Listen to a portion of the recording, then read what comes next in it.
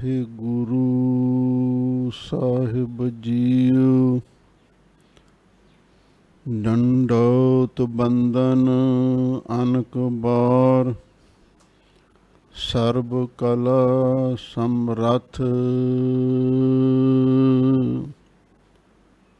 ਡੋਲਣ ਤੇ ਰਾਖੋ ਪ੍ਰਭੂ, ਨਾਨਕ ਦੇ ਕਰ ਹੱਥ।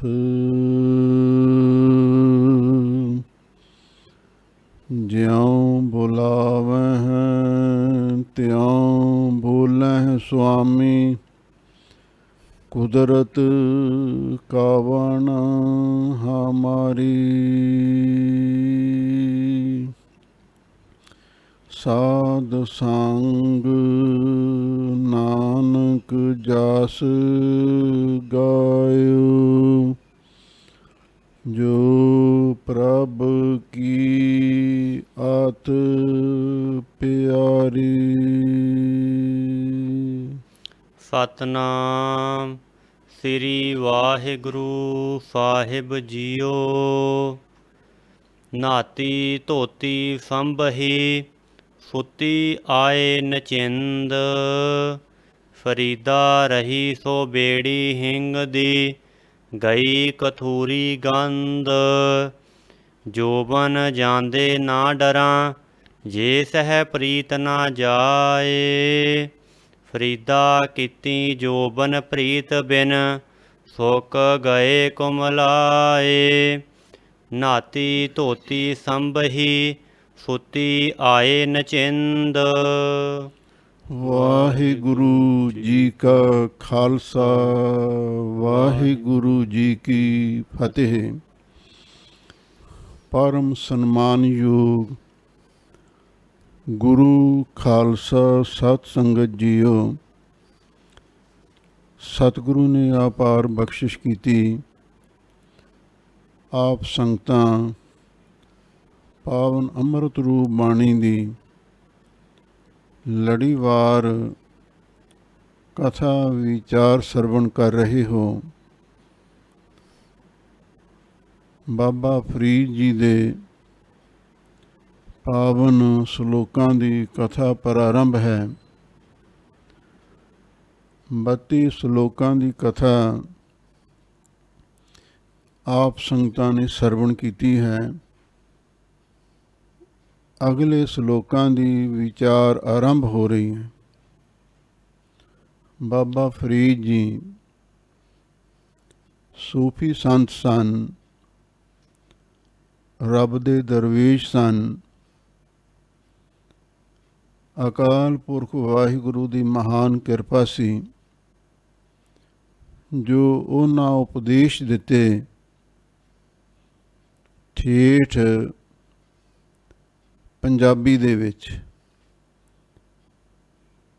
ਜਿਹੜੀ ਅਣਵੰਡੇ ਪੰਜਾਬ ਦੇ ਵਿੱਚ ਬੋਲੀ ਜਾਂਦੀ ਸੀ, ਉਸ ਠੇਠ ਪੰਜਾਬੀ ਦੇ ਵਿੱਚ ਉਹਨਾਂ ਨੇ ਜੋ ਉਸ ਵੇਲੇ ਮੁਹਾਵਰੇ ਵਰਤੇ ਜਾਂਦੇ ਸਨ, ਉਹਨਾਂ ਦੁਆਰਾ ਪਾਵਨ ਪਵਿੱਤਰ ਉਪਦੇਸ਼ ਬਖਸ਼ਿਸ਼ ਕੀਤੇ ਹਨ। ਹੁਣ ਅੱਗੇ ਬਾਬਾ ਫਰੀਦ ਜੀ ਕੀ ਉਪਦੇਸ਼ ਦਿੰਦੇ ਹਨ, ਆਪ ਸੰਗਤਾਂ ਪ੍ਰੇਮ ਦੇ ਨਾਲ ਸਰਵਣ ਕਰੋ ਤੇ ਇੱਕ ਵਾਰ ਪਿਆਰ ਦੇ ਨਾਲ ਆਖੋ, ਸਤਨਾਮ ਸ੍ਰੀ ਵਾਹਿਗੁਰੂ ਸਾਹਿਬ ਜੀਓ। ਨਾਤੀ ਧੋਤੀ ਸੰਭਹੀ, ਸੁੱਤੀ ਆਏ ਨਚਿੰਦ। ਲੋ ਬਾਬਾ ਫਰੀਦ ਜੀ ਇਸਤਰੀ ਰੂਪਕ ਅਲੰਕਾਰ ਵਿੱਚ ਉਪਦੇਸ਼ ਦਿੰਦੇ ਹਨ। ਕੋਈ ਇਸਤਰੀ ਸੀ, ਉਹਦਾ ਪਤੀ ਘਰੋਂ ਬਾਹਰ ਗਿਆ ਹੋਇਆ ਸੀ। ਉਸ ਨੂੰ ਪੂਰੀ ਉਮੀਦ ਸੀ, ਮੇਰਾ ਪਤੀ ਰਾਤ ਨੂੰ ਘਰ ਆਵੇਗਾ। ਉਸਨੇ ਆਪਣੇ ਪਤੀ ਦੀ ਆਮਦ ਦੀ ਉਡੀਕ ਵਿੱਚ ਪਹਿਲਾਂ ਇਸ਼ਨਾਨ ਕੀਤਾ, ਬਸਤਰ ਵੀ ਧੋਤੇ, ਐਨ ਸਾਜ ਧੱਜ ਕੇ ਮੰਜੇ 'ਤੇ ਬੈਠ ਗਈ। ਕੁਝ ਸਮਾਂ ਉਡੀਕ ਕੀਤੀ। ਸੁੱਤੀ ਆਏ ਨਚਿੰਦ ਫਿਰ ਪਲੰਗ 'ਤੇ ਆ ਕੇ, ਸੇਜਾ 'ਤੇ ਆ ਕੇ, ਨਚਿੰਦ ਦਾ ਅਰਥ ਹੈ ਚਿੰਤਾ ਤੋਂ ਰਹਿਤ, ਬੇਫਿਕਰ ਹੋ ਕੇ ਸੌਂ ਗਈ। ਪਹਿਲਾਂ ਤੇ ਪਤੀ ਦੇ ਆਉਣ ਦੀ ਖੁਸ਼ੀ ਵਿੱਚ ਸਾਰੀ ਤਿਆਰੀ ਕੀਤੀ, ਇਸ਼ਨਾਨ ਕੀਤਾ, ਕੱਪੜੇ ਧੋਤੇ, ਸਜ ਧੱਜ ਕੇ ਬੈਠ ਗਈ। ਤੇ ਜਦੋਂ ਪਤੀ ਨਾ ਆਇਆ, ਫਿਰ ਉਹ ਆਪਣੀ ਸੇਜਾ 'ਤੇ ਆ ਕੇ ਨਿਸ਼ਚਿੰਤ ਹੋ ਕੇ, ਬੇਫਿਕਰ ਹੋ ਕੇ ਸੌਂ ਗਈ। ਫਰੀਦਾ ਰਹੀ ਸੋ ਬੇੜੀ ਹਿੰਗ ਦੀ, ਗਈ ਕਥੂਰੀ ਗੰਧ। ਹੋਇਆ ਕਿ ਉਹਦਾ ਪਤੀ ਲੇਟ ਹੋ ਗਿਆ, ਤੇ ਜਦੋਂ ਪਤੀ ਰਾਤ ਨੂੰ ਘਰ ਆਇਆ, ਇਹ ਸੁੱਤੀ ਪਈ ਸੀ। ਜਦੋਂ ਉਹ ਆਪਣੀ ਧਰਮ ਪਤਨੀ ਦੇ ਨੇੜੇ ਆਇਆ, ਉਥੋਂ ਹਿੰਗ ਦੀ ਵਾਸ਼ਨਾ ਆਉਣ ਲੱਗ ਪਈ। ਉਸਨੇ ਕਸਤੂਰੀ ਵੀ ਲਾਈ ਹੋਈ ਸੀ। ਕਸਤੂਰੀ ਦੀ ਮਹਿਕ ਬਹੁਤ ਸੁੰਦਰ, ਬੜੀ ਮਿੱਠੀ, ਬੜੀ ਪਿਆਰੀ ਹੁੰਦੀ ਹੈ। ਹਿੰਗ ਦੀ ਵਾਸ਼ਨਾ ਉਸ ਦੇ ਮੁਕਾਬਲੇ 'ਤੇ ਬਹੁਤ ਮਾੜੀ ਗਿਣੀ ਗਈ ਹੈ। ਹੋ ਸਕਦਾ ਹੈ ਉਸ ਇਸਤਰੀ ਨੇ ਹਿੰਗ ਇਸ ਲਈ ਵਰਤੀ ਹੋਵੇ, ਉਹਦੇ ਪੇਟ ਵਿੱਚ ਕੋਈ ਗੈਸ ਵਗੈਰਾ ਦੀ ਸ਼ਿਕਾਇਤ ਹੋਵੇ। ਕਿਉਂ?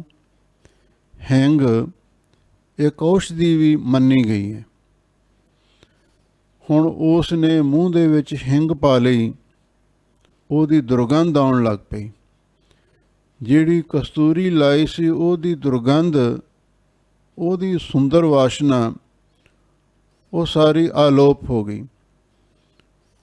ਹੁਣ ਇਸਤਰੀ ਸੁੱਤੀ ਪਈ ਸੀ। ਜਦੋਂ ਉਹਦੇ ਕੋਲੋਂ ਹਿੰਗ ਦੀ ਦੁਰਗੰਧ ਆਈ, ਕਸਤੂਰੀ ਦੀ ਵਾਸ਼ਨਾ ਉੱਡ ਗਈ, ਉਹਦਾ ਪਤੀ ਪਿੱਛੇ ਮੁੜ ਗਿਆ, ਉਹਦੇ ਪਾਸ ਨਹੀਂ ਆਇਆ। ਇਹ ਇੱਕ ਬਾਹਰਲਾ ਦ੍ਰਿਸ਼ਟਾਂਤ ਹੈ। ਇਸੇ ਤਰ੍ਹਾਂ ਕਈ ਵਾਰੀ ਜੀਵ ਰੂਪ ਇਸਤਰੀ ਉਸ ਪਤੀ ਪਰਮੇਸ਼ਰ ਦੀ ਇੰਤਜ਼ਾਰ ਦੇ ਵਿੱਚ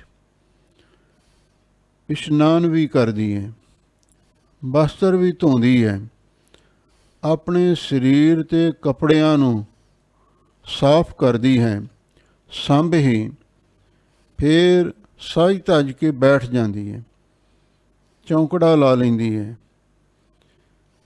ਤੇ ਫਿਰ ਕੁਝ ਸਮਾਂ ਉਡੀਕ ਕਰਕੇ ਆਪਣੀ ਸੇਜਾ 'ਤੇ ਆ ਕੇ, ਪਲੰਗ 'ਤੇ ਆ ਕੇ ਬੇਫਿਕਰ ਹੋ ਕੇ ਸੌਂ ਜਾਂਦੀ ਹੈ। ਭਾਵ ਵੀ ਹੁਣ ਪਤੀ ਪਰਮੇਸ਼ਰ 'ਤੇ ਆਇਆ ਨਹੀਂ, ਚਲੋ ਹੁਣ ਆਪਾਂ ਸੌਂ ਹੀ ਲਈਏ। ਫਿਰ ਉਹ ਗਫਲਤ ਦੀ ਨੀਂਦ, ਮੋਹ ਮਾਇਆ ਦੀ ਨੀਂਦ ਵਿੱਚ ਸੌਂ ਜਾਂਦੀ ਹੈ।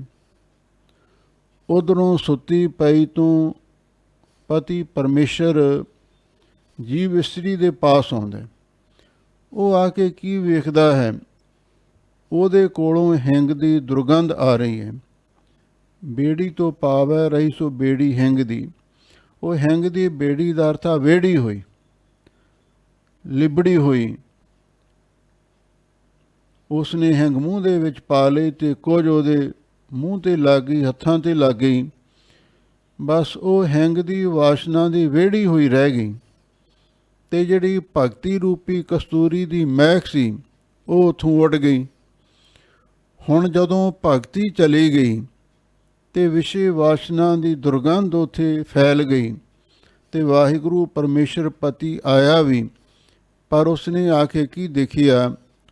ਉੱਥੇ ਤੇ ਵਿਸ਼ੇ ਵਿਕਾਰਾਂ ਦੀ ਦੁਰਗੰਧੀ ਆ ਰਹੀ ਸੀ, ਹਿੰਗ ਦੀ ਵਾਸ਼ਨਾ ਆ ਰਹੀ ਸੀ, ਭਗਤੀ ਦੀ ਮਹਿਕ ਆਲੋਪ ਹੋ ਚੁੱਕੀ ਸੀ, ਤੇ ਵਾਹਿਗੁਰੂ ਪਰਮੇਸ਼ਰ ਪਤੀ ਆਇਆ ਵੀ, ਪਰ ਉਹ ਪਿੱਛੇ ਮੁੜ ਗਿਆ। ਜੀਵ ਇਸਤਰੀ ਆਪਣੀ ਗਲਤੀ ਕਰਕੇ ਪਤੀ ਦੇ ਮਿਲਾਪ ਤੋਂ ਸੁਹਾਗ ਤੋਂ ਵਾਂਝੀ ਰਹਿ ਗਈ। ਜੋਬਨ ਜਾਂਦੇ ਨਾ ਡਰਾਂ, ਜੇ ਸਹਿ ਪ੍ਰੀਤ ਨਾ ਜਾਏ। ਲੋ ਬਾਬਾ ਫਰੀਦ ਜੀ ਦੀ ਜਵਾਨੀ ਨਿਕਲ ਗਈ, ਬਿਰਧ ਅਵਸਥਾ ਆ ਗਈ। ਕਿਸੇ ਹੋਰ ਫਕੀਰ ਨੇ, ਮਿੱਤਰ ਨੇ ਆਖਿਆ ਫਰੀਦ ਜੀ ਹੁਣ ਤੇ ਤੁਹਾਡੀ ਜਵਾਨੀ ਨਿਕਲ ਗਈ ਹੈ। ਉਹ ਕਹਿਣ ਲੱਗੇ ਕੋਈ ਗੱਲ ਨਹੀਂ, ਜੋਬਨ ਜਾਂਦੇ ਨਾ ਡਰਾਂ। ਮੇਰੇ ਜਵਾਨੀ ਦੇ ਦਿਨ, ਜਵਾਨੀ ਦੇ ਪਾਲ ਬੀਤ ਗਏ ਨੇ, ਬੀਤ ਰਹੇ ਨੇ, ਮੈਂ ਇਸ ਗੱਲ ਤੋਂ ਨਹੀਂ ਡਰਦਾ। ਜੇ ਸਹਿ ਪ੍ਰੀਤ ਨਾ ਜਾਏ, ਡਰ ਇਸ ਗੱਲ ਦਾ ਹੈ ਕਿ ਮੇਰੇ ਅੰਦਰੋਂ ਪਤੀ ਪਰਮੇਸ਼ਰ ਦੀ ਪ੍ਰੀਤ ਨਾ ਜਾਵੇ। ਜਵਾਨੀ ਭਾਵੇਂ ਚਲੀ ਜਾਵੇ, ਪਰ ਉਸ ਪਤੀ ਪਰਮੇਸ਼ਰ ਦਾ ਪਿਆਰ ਸਾਡੇ ਮਨ ਵਿੱਚ ਰਹਿਣਾ ਚਾਹੀਦਾ ਹੈ। ਫਰੀਦਾ ਕੀਤੀ ਜੋਬਨ ਪ੍ਰੀਤ ਬਿਨ, ਸੁੱਕ ਗਏ ਕੁਮਲਾਏ। ਬਾਬਾ ਫਰੀਦ ਜੀ ਫਰਮਾਉਂਦੇ ਨੇ, ਕਿੰਨੇ ਹੀ ਜੋਬਨ, ਜਵਾਨੀ ਦੇ ਦਿਨ, ਜਵਾਨੀ ਦੇ ਪਲ ਉਸ ਅਕਾਲ ਪੁਰਖ ਵਾਹਿਗੁਰੂ ਪਰਮੇਸ਼ਰ ਦੀ ਪ੍ਰੀਤੀ ਤੋਂ ਬਿਨਾਂ, ਮੁਹੱਬਤ ਤੋਂ ਬਿਨਾਂ ਵੀ ਉਹ ਸੁੱਕ ਗਏ ਕੁਮਲਾਏ। ਪਹਿਲਾਂ ਕੁਮਲਾ ਗਏ, ਮੁਰਝਾ ਗਏ, ਤੇ ਫਿਰ ਸੁੱਕ ਕੇ ਖਤਮ ਹੋ ਗਏ। ਭਾਵ ਪਤਾ ਨਹੀਂ ਕਿੰਨੀਆਂ ਜਵਾਨੀਆਂ ਸਾਡੀਆਂ ਵਿਅਰਥ ਬਤੀਤ ਹੋ ਗਈਆਂ। ਪਰ ਚਾਹੀਦਾ ਇਹ ਹੈ, ਚਾਹੇ ਜਵਾਨੀ ਹੈ, ਚਾਹੇ ਬਾਲ ਅਵਸਥਾ, ਚਾਹੇ ਬਿਰਧ ਅਵਸਥਾ ਹੈ, ਪਤੀ ਪਰਮੇਸ਼ਰ ਦਾ ਪਿਆਰ ਹੋਣਾ ਲਾਜ਼ਮੀ ਹੈ। ਫਿਰ ਹੀ ਇਹਨਾਂ ਅਵਸਥਾਵਾਂ ਦੀ ਸਫਲਤਾ ਹੁੰਦੀ ਹੈ। ਫਰੀਦਾ ਚਿੰਤ ਖਟੋਲਾ ਵਾਣ ਦੁਖ, ਬਿਰਹਿ ਵਿਛਾਵਣ ਲੇਫ। ਲੋ ਹੁਣ ਫਰੀਦ ਜੀ ਨੇ ਜਦੋਂ ਆਪਣੇ ਸਰੀਰ ਤੇ ਬੜਾ ਕਸ਼ਟ ਝੱਲਿਆ, ਕਠਿਨ ਤਪੱਸਿਆ ਕੀਤੀ, ਭੁੱਖੇ ਪਿਆਸੇ ਵੀ ਰਹੇ, ਪਰ ਪਰਮੇਸ਼ਰ ਨਾ ਮਿਲਿਆ, ਤੇ ਫਿਰ ਉਹਨਾਂ ਨੇ ਇਹ ਨਿਹੋਰਾ ਦਿੱਤਾ, ਉਲਾਮਾ ਦਿੱਤਾ। ਕੀ ਕਹਿੰਦੇ ਨੇ? ਫਰੀਦਾ ਚਿੰਤ ਖਟੋਲਾ ਵਾਣ ਦੁਖ। ਫਰੀਦ ਜੀ ਫਰਮਾਉਂਦੇ ਨੇ, ਹੇ ਵਾਹਿਗੁਰੂ, ਆਹ ਜਿਹੜੀ ਚਿੰਤਾ ਹੈ, ਇਹ ਸਾਡਾ ਖਟੋਲਾ ਦਾ ਅਰਥ ਹੈ ਮੰਜਾ ਬਣਿਆ ਹੋਇਆ। ਚਿੰਤਾ ਮੰਜਾ ਬਣਿਆ ਹੋਇਆ ਹੈ। ਖਾਟ ਹਿੰਦੀ ਵਿੱਚ ਮੰਜੀ ਨੂੰ ਕਹਿੰਦੇ ਨੇ, ਤੇ ਖਟੋਲਾ ਪੁਲਿੰਗ ਸ਼ਬਦ ਹੋ ਗਿਆ, ਤੇ ਚਿੰਤਾ ਇਹ ਸਾਡੇ ਲਈ ਮੰਜਾ ਬਣਿਆ ਹੋਇਆ। ਇਹ ਕਿਹੜੇ ਵਾਣ ਦੇ ਨਾਲ ਬੁਣਿਆ ਹੈ? ਵਾਣ ਦੁੱਖ। ਜਿਹੜਾ ਅਸੀਂ ਭੁੱਖ ਪਿਆਸ ਦਾ ਦੁੱਖ ਸਹਾਰ ਰਹੇ ਹਾਂ, ਇਹ ਇਸ ਦਾ ਵਾਣ ਹੈ। ਚਿੰਤਾ ਦਾ ਮੰਜਾ ਹੈ, ਦੁੱਖ ਦਾ ਵਾਣ ਹੈ। ਤੇ ਇਹਦੇ ਉੱਤੇ ਵਿਛਾਈ ਤੇ ਲੇਫ ਰਜਾਈ ਕਿਹੜੀ ਹੈ? ਬਿਰਹਿ ਵਿਛਾਵਨ ਲੇਫ। ਜਿਹੜਾ ਤੇਰਾ ਵਿਛੋੜਾ ਹੈ, ਇਹੀ ਸਾਡੀ ਵਿਛਾਈ ਹੈ, ਤੇ ਇਹੀ ਸਾਡੀ ਲੇਫ ਰਜਾਈ ਬਣੀ ਹੋਈ ਹੈ। ਇਹੋ ਹਮਾਰਾ ਜੀਵਣਾ, ਤੂੰ ਸਾਹਿਬ ਸੱਚੇ ਵੇਖ। ਇਹ ਸੱਚੇ ਸਾਹਿਬ ਵਾਹਿਗੁਰੂ, ਇਹੋ ਜਿਹਾ ਸਾਡਾ ਜੀਵਨ ਦਾ ਹਾਲ ਹੈ। ਭਾਵ ਸਾਡੀ ਜ਼ਿੰਦਗੀ ਹਾਲੋਂ ਬੇਹਾਲ ਹੋ ਗਈ ਹੈ ਤੇਰੇ ਵਿਛੋੜੇ ਦੇ ਵਿੱਚ। ਤੂੰ ਸਾਡੇ ਵੱਲ ਦੇਖ ਤਾਂ ਸਹੀ, ਤੂੰ ਸਾਹਿਬ ਸੱਚੇ ਵੇਖ, ਤੂੰ ਸਾਡਾ ਹਾਲ ਤੇ ਦੇਖ, ਸਾਡਾ ਹਾਲ ਕਿਹੋ ਜਿਹਾ ਹੋਇਆ ਤੇਰੇ ਵਿਛੋੜੇ ਦੇ ਵਿੱਚ। ਇਸ ਲਈ ਤੇਰੇ ਅੱਗੇ ਤਰਲਾ ਕਰਦੇ ਹਾਂ। ਚਾਹੇ ਸਾਡੇ ਵਿੱਚ ਕੋਈ ਕਮੀ ਬੇਸ਼ੀ ਵੀ ਹੈ, ਪਰ ਇੱਕ ਵਾਰੀ ਆ ਕੇ ਸਾਡਾ ਹਾਲ ਤਾਂ ਵੇਖ, ਤਾਂ ਕਿ ਸਾਨੂੰ ਵੀ ਕੋਈ ਧੀਰਜ ਮਿਲ ਜਾਵੇ। ਬਿਰਹਾ ਬਿਰਹਾ ਆਖੀਐ, ਬਿਰਹਾ ਤੂੰ ਸੁਲਤਾਨ। ਲੋ ਆਕਾਸ਼ਬਾਣੀ ਹੋਈ, ਕਹਿਣ ਲੱਗੇ, ਐ ਫਰੀਦ, ਜੇ ਤੂੰ ਮੈਨੂੰ ਮਿਲਣਾ ਚਾਹੁੰਦਾ ਹੈ, ਫਿਰ ਤੇ ਬਿਰਹੇ ਦਾ ਸੰਤਾਪ ਝੱਲਣਾ ਹੀ ਪਵੇਗਾ। ਤਾਂ ਬਾਬਾ ਫਰੀਦ ਜੀ ਕਹਿੰਦੇ ਨੇ, ਬਿਰਹਾ ਬਿਰਹਾ ਆਖੀਏ। ਬਿਰਹਾ ਦਾ ਅਰਥ ਹੈ ਵਿਛੋੜਾ। ਉਸ ਪ੍ਰਭੂ ਦੇ ਮਿਲਾਪ ਦਾ ਵਿਛੋੜਾ, ਉਹਦੀ ਜਿਹੜੀ ਤੜਫਣ ਸਾਡੇ ਮਨ ਨੂੰ ਲੱਗੀ ਹੋਈ ਹੈ, ਤੇ ਇਸ ਨੂੰ ਬਿਰਹਾ ਦਾ ਅਰਥ ਹੈ ਬੜਾ ਦੁਖਦਾਈ ਆਖਿਆ ਜਾਂਦਾ ਹੈ। ਵਿਛੋੜੇ ਨੂੰ ਵਿਛੋੜਾ ਹੀ ਆਖਿਆ ਜਾਂਦਾ ਹੈ। ਵਿਛੋੜਾ ਬੜਾ ਦੁਖਦਾਈ ਹੁੰਦਾ ਹੈ। ਬਿਰਹਾ ਤੂੰ ਸੁਲਤਾਨ। ਪਰ ਬਾਬਾ ਫਰੀਦ ਜੀ ਕਹਿੰਦੇ ਨੇ, ਹੇ ਬਿਰਹਾ, ਐ ਵਿਛੋੜਿਆ, ਸਾਡੇ ਲਈ ਤੂੰ ਸੁਲਤਾਨ ਹੈ, ਬਾਦਸ਼ਾਹ ਹੈ। ਅਸੀਂ ਤੇਰੇ ਚਰਨਾਂ ਤੇ ਸਲਾਮ ਕਰਦੇ ਹਾਂ। ਫਰੀਦਾ ਜਿਤ ਤਨ ਬਿਰਹੋ ਨਾ ਊਪਜੈ, ਸੋ ਤਨ ਜਾਣ ਮਸਾਣ। ਬਾਬਾ ਫਰੀਦ ਜੀ ਫਰਮਾਉਂਦੇ ਨੇ, ਜਿਸ ਤਨ ਸਰੀਰ ਦੇ ਵਿੱਚ ਵਿਛੋੜਾ ਪੈਦਾ ਨਹੀਂ ਹੁੰਦਾ, ਭਾਵ ਅਸੀਂ ਵਾਹਿਗੁਰੂ ਤੋਂ ਵਿਛੜੇ ਹੋਏ ਹਾਂ, ਇਹ ਤਾਂਘ ਜੇ ਸਾਡੇ ਮਨ ਅੰਦਰ ਪੈਦਾ ਨਹੀਂ ਹੁੰਦੀ, ਇਸ ਗੱਲ ਦਾ ਅਹਿਸਾਸ ਸਾਡੇ ਅੰਦਰ ਨਹੀਂ ਜਾਗਦਾ, ਤੇ ਬਾਬਾ ਫਰੀਦ ਜੀ ਕਹਿੰਦੇ ਨੇ ਸੋ ਤਨ ਜਾਣ ਮਸਾਨ। ਉਹ ਜਿਹੜੇ ਤਨ ਨੇ ਮਸਾਨ ਦੀ ਤਰ੍ਹਾਂ ਜਾਣ ਲਵੋ। ਜਿਵੇਂ ਮਸਾਨ ਕਹਿੰਦੇ ਨੇ ਮੁਰਦੇ ਨੂੰ, ਫਿਰ ਉਹ ਜਿਹੜੇ ਭਾਵੇਂ ਸਰੀਰ ਜੀਵਤ ਵੀ ਹਨ, ਪਰ ਜੇ ਉਹਨਾਂ ਦੇ ਅੰਦਰ ਵਿਛੋੜੇ ਦਾ ਅਹਿਸਾਸ ਨਹੀਂ, ਮਿਲਣ ਦੀ ਕੋਈ ਤਾਂਘ ਨਹੀਂ, ਫਿਰ ਉਹ ਜਿਹੜੇ ਸਰੀਰ ਨੇ ਵੀ ਉਹ ਤੇ ਮੁਰਦਾ ਲਾਸ਼ ਵਾਂਗ ਨੇ, ਉਹ ਮੁਰਦਾ ਸਰੀਰ ਨੇ। ਇਸ ਗੱਲ ਨੂੰ ਜਾਣ ਲਵੋ। ਧੰਨ ਧੰਨ ਸ੍ਰੀ ਗੁਰੂ ਅਰਜਨ ਦੇਵ ਮਹਾਰਾਜ ਸੱਚੇ ਪਾਤਸ਼ਾਹ ਨੇ ਇੱਕ ਬਚਨ ਉਚਾਰਨ ਕੀਤਾ ਹੈ ਵੀ ਜੇ ਮਨੁੱਖ ਦੇ ਵਿੱਚ ਸੰਸਾਰ ਗੁਣ ਕਿੰਨੇ ਵੀ ਹੋਣ, ਅਤ ਸੁੰਦਰ ਕੁਲੀਨ ਚਤਰ ਮੁਖ ਗਿਆਨੀ ਤਨਵੰਤ, ਮਿਰਤਕ ਕਹੀਐ ਨਾਨਕਾ ਜੇ ਪ੍ਰੀਤ ਨਹੀਂ ਭਗਵੰਤ। ਸੰਸਾਰ ਗੁਣ ਜਿੰਨੇ ਮਰਜੀ ਹੋਣ, ਪਰ ਜੇ ਰੱਬ ਦੀ ਮੁਹੱਬਤ ਨਹੀਂ ਹੈ, ਰੱਬ ਦਾ ਪਿਆਰ ਸਾਡੇ ਅੰਦਰ ਪੈਦਾ ਨਹੀਂ ਹੋਇਆ, ਤਾਂ ਸਤਿਗੁਰੂ ਕਹਿੰਦੇ ਨੇ ਸਾਡਾ ਸਰੀਰ ਮੁਰਦੇ ਸਰੀਰ ਵਰਗਾ ਹੀ ਹੈ। ਤੇ ਬਾਬਾ ਫਰੀਦ ਜੀ ਵੀ ਉਹੀ ਗੱਲ ਕਹਿੰਦੇ ਨੇ, ਸੋ ਤਨ ਜਾਣ ਮਸਾਨ। ਉਹ ਸਰੀਰ ਤੇ ਮੁਰਦਾ ਲਾਸ਼ ਦੀ ਤਰ੍ਹਾਂ ਹੁੰਦਾ ਹੈ, ਜਿਹਦੇ ਵਿੱਚ ਵਾਹਿਗੁਰੂ ਦਾ ਪ੍ਰੇਮ ਨਹੀਂ ਪੈਦਾ ਹੋਇਆ। ਫਰੀਦਾ ਏ ਵਿਸ ਗੰਦਲਾ, ਧਰੀਆਂ ਖੰਡ ਲਿਵਾੜ। ਲੋ ਬਾਬਾ ਫਰੀਦ ਜੀ ਕਿਧਰੇ ਜਾ ਰਹੇ ਸਨ ਤੇ ਅੱਗੇ ਵਿਸਵਾਵਾਂ ਦਾ ਮੁਜਰਾ ਹੋ ਰਿਹਾ ਸੀ, ਤੇ ਜਿਹੜੇ ਸੰਸਾਰੀ ਲੋਕ ਸਨ ਬੜੇ ਚਾਅ ਦੇ ਨਾਲ ਉਸ ਨੂੰ ਵੇਖ ਰਹੇ ਸਨ। ਬਾਬਾ ਫਰੀਦ ਜੀ ਕੋਲ ਦੀ ਲੰਘੇ ਤੇ ਉਹਨਾਂ ਨੂੰ ਨੱਚਦਿਆਂ ਟੱਪਦਿਆਂ ਦੇਖ ਕੇ ਲੋਕ ਵਾਹ ਵਾਹ ਕਰ ਰਹੇ ਸਨ। ਤਾਂ ਉਸ ਵੇਲੇ ਬਾਬਾ ਫਰੀਦ ਜੀ ਨੇ ਉਹਨਾਂ ਲੋਕਾਂ ਨੂੰ ਇਹ ਉਪਦੇਸ਼ ਦਿੱਤਾ, ਇਹ ਵਿਸ ਭਰੀਆਂ ਗੰਦਲਾਂ। ਬਾਬਾ ਫਰੀਦ ਜੀ ਕਹਿਣ ਲੱਗੇ, ਆਹ ਜਿਹੜੀਆਂ ਤੁਸੀਂ ਵਿਸਵਾਵਾਂ ਨੂੰ ਵੇਖ ਰਹੇ ਹੋ, ਇਹ ਵਿਸ਼ੇ ਵਾਸ਼ਨਾ ਦੀਆਂ ਭਰੀਆਂ ਹੋਈਆਂ ਗੰਦਲਾਂ, ਜਿਵੇਂ ਕੋਈ ਗੋਭਾਂ ਹੁੰਦੀਆਂ ਨੇ, ਲਗਰਾਂ ਹੁੰਦੀਆਂ ਨੇ, ਇਹ ਜ਼ਹਿਰ ਦੀਆਂ ਭਰੀਆਂ ਹੋਈਆਂ ਨੇ, ਧਰੀਆਂ ਖੰਡ ਲਿਵਾੜ।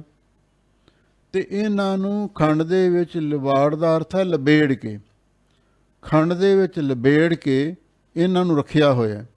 ਇਹਦਾ ਮਤਲਬ ਇਹ ਹੈ, ਜਿਵੇਂ ਆਹ ਜਲੇਬੀਆਂ ਪੱਕਦੀਆਂ ਨੇ ਨਾ, ਪਹਿਲਾਂ ਉਹਨਾਂ ਨੂੰ ਘਿਓ ਵਿੱਚ ਤਲਿਆ ਜਾਂਦਾ, ਫਿਰ ਚਾਹਣੀ ਵਿੱਚ ਡੋਬਿਆ ਜਾਂਦਾ, ਉਹਨਾਂ ਵਿੱਚ ਮਿੱਠਾ ਬਾਅਦ ਵਿੱਚ ਭਰਿਆ ਜਾਂਦਾ। ਇਸੇ ਤਰ੍ਹਾਂ ਬਾਬਾ ਫਰੀਦ ਜੀ ਕਹਿੰਦੇ ਨੇ ਵੀ ਆਹ ਜਿਹੜੇ ਸੁੰਦਰ ਸਰੀਰ ਤੁਸੀਂ ਇਹਨਾਂ ਦੇ ਵੇਖ ਰਹੇ ਹੋ, ਤੇ ਇਹ ਵਿਉਹ ਦੀਆਂ ਗੰਦਲਾਂ ਨੇ, ਤੇ ਇਹਨਾਂ ਨੂੰ ਖੰਡ ਵਿੱਚ ਲਪੇਟ ਕੇ ਖੰਡ ਦਾ ਗਲੇਫ ਕਰਕੇ ਰੱਖਿਆ ਹੋਇਆ ਹੈ। ਇੱਕ ਰਾਹੇ ਦੇ ਰਹਿ ਗਏ, ਇੱਕ ਰਾਦੀ ਗਏ ਉਜਾੜ। ਇੱਕ ਤਾਂ ਇਹੋ ਜਿਹੇ ਵੀ ਲੋਕ ਸਨ ਜਿਹੜੇ ਪਾਮਰ ਸਨ, ਸਾਕਤ ਸਨ, ਵਸ਼ਈ ਸਨ, ਜਿਹੜੇ ਇਹੋ ਜਿਹੀਆਂ ਲਗਰਾਂ ਨੂੰ ਬੀਜਦੇ ਹੋਏ ਦੁਨੀਆ ਤੇ ਰਹਿ ਗਏ, ਮਰ ਮੁੱਕ ਗਏ। ਇੱਕ ਰਾਧੀ ਗਏ ਉਜਾੜ। ਇੱਕ ਇਹੋ ਜਿਹੇ ਵੀ ਸਨ ਜਿਨ੍ਹਾਂ ਨੇ ਪਹਿਲੇ ਜੀਵਨ ਕਾਲ ਦੇ ਵਿੱਚ ਇਹਨਾਂ ਵਿਹੋਲੀਆਂ ਗੰਦਲਾਂ ਨੂੰ ਬੀਜਿਆ, ਪਰ ਜਦੋਂ ਪਤਾ ਲੱਗਿਆ ਵੀ ਇਹ ਤਾਂ ਵਿਉਹ ਦੀਆਂ ਗੰਦਲਾਂ ਨੇ, ਖੰਡ ਵਿੱਚ ਲਬੇੜ ਕੇ ਰੱਖੀਆਂ ਹੋਈਆਂ ਨੇ, ਉੱਪਰ ਮਿਠਾਸ ਹੈ, ਅੰਦਰ ਜ਼ਹਿਰ ਹੈ, ਜਦੋਂ ਇਸ ਗੱਲ ਦਾ ਸਾਨੂੰ ਪਤਾ ਲੱਗਿਆ, ਅਸੀਂ ਇਹਨਾਂ ਬੀਜੀਆਂ ਹੋਈਆਂ ਨੂੰ ਉਜਾੜ ਕੇ ਚਲੇ ਗਏ। ਇਹਦਾ ਮਤਲਬ ਇਹ ਹੈ, ਜਿਹੜੇ ਪਾਮਰ ਪੁਰਸ਼ ਨੇ, ਵਸ਼ਈ ਬੰਦੇ ਨੇ, ਉਹ ਤੇ ਵਿਸ਼ਿਆਂ ਦੀਆਂ ਇਹਨਾਂ ਗੰਦਲਾਂ ਨੂੰ, ਲਗਰਾਂ ਨੂੰ, ਗੋਭਾਂ ਨੂੰ ਬੀਜਦੇ ਰਹਿੰਦੇ ਨੇ, ਇੱਥੇ ਹੀ ਮਰ ਜਾਂਦੇ ਨੇ।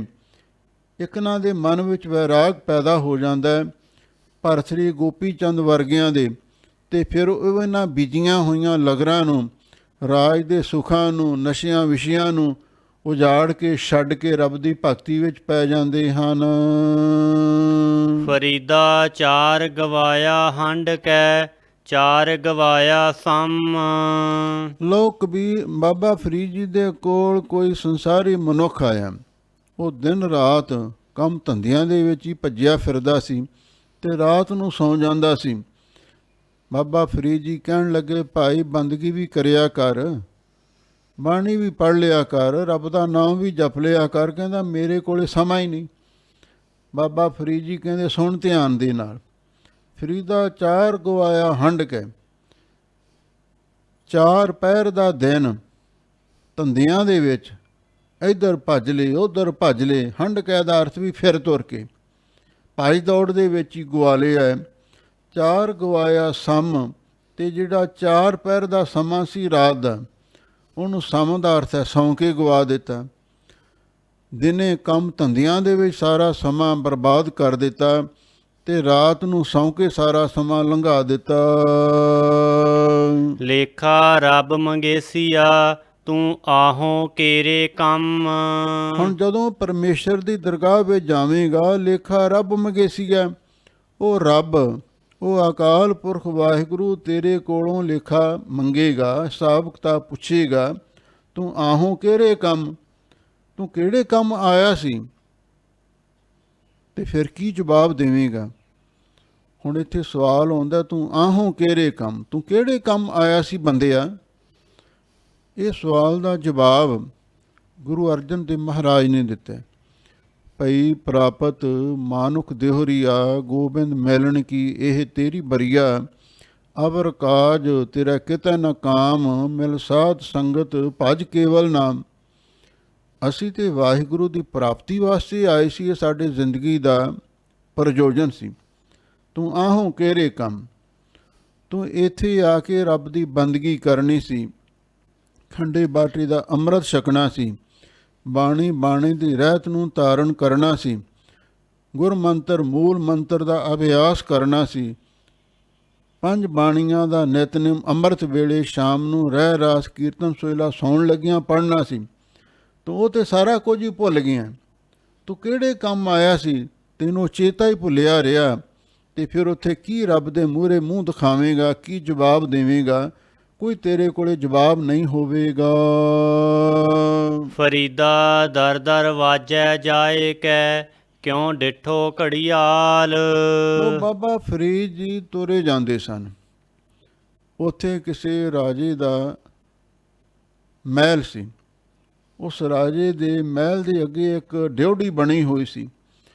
ਉੱਥੇ ਇੱਕ ਬਹੁਤ ਵੱਡੀ ਘੜਿਆਲ, ਜਿਹਨੂੰ ਘੰਟੀ ਵੀ ਕਹਿ ਦਿੰਦੇ ਨੇ, ਉਹ ਉੱਥੇ ਟੰਗੀ ਹੋਈ ਸੀ। ਉੱਥੇ ਇੱਕ ਪਹਿਰੇ 'ਤੇ ਆਦਮੀ ਵੀ ਖਲੋਤਾ ਸੀ।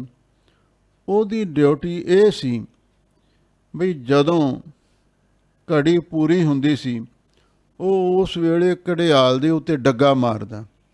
ਹਰ ਘੜੀ ਜਦੋਂ ਪੂਰੀ ਹੁੰਦੀ, ਉਹ ਇੱਕ ਡੱਗਾ ਮਾਰਦਾ ਤਾਂ ਕਿ ਜਿੰਨੇ ਵੀ ਉੱਥੇ ਕਰਮਚਾਰੀ, ਅਧਿਕਾਰੀ, ਦਰਬਾਰੀ, ਰਾਜੇ ਦੇ ਨੌਕਰ ਚਾਕਰ ਹੁੰਦੇ ਸਨ, ਵੀ ਉਹਨਾਂ ਸਾਰਿਆਂ ਨੂੰ ਟਾਈਮ ਦਾ ਪਤਾ ਲੱਗਦਾ ਰਹੇ।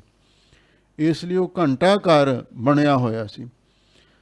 ਉਹ ਘੜਿਆਲ ਵਜਾ ਕੇ ਲੋਕਾਂ ਨੂੰ ਜਾਗਰਤ ਕਰਦਾ ਸੀ, ਸਮੇਂ ਦੀ ਜਾਣਕਾਰੀ ਦਿੰਦਾ ਸੀ। ਅਤੇ ਜਦੋਂ ਉੱਥੋਂ ਦੀ ਲੰਘੇ, ਘੜਿਆਲ ਦੇ ਉੱਤੇ ਡੱਗੇ ਵੱਜਦੇ ਦੇਖੇ, ਅਤੇ ਉਸ ਵੇਲੇ ਇਹ ਸਿੱਖਿਆ ਦਿੱਤੀ, ਫਰੀਦਾ ਦਰ ਦਰਵਾਜਾ ਜਾਏ ਕਾ, ਕਿਉਂ ਡਿਠੋ ਘੜਿਆਲ।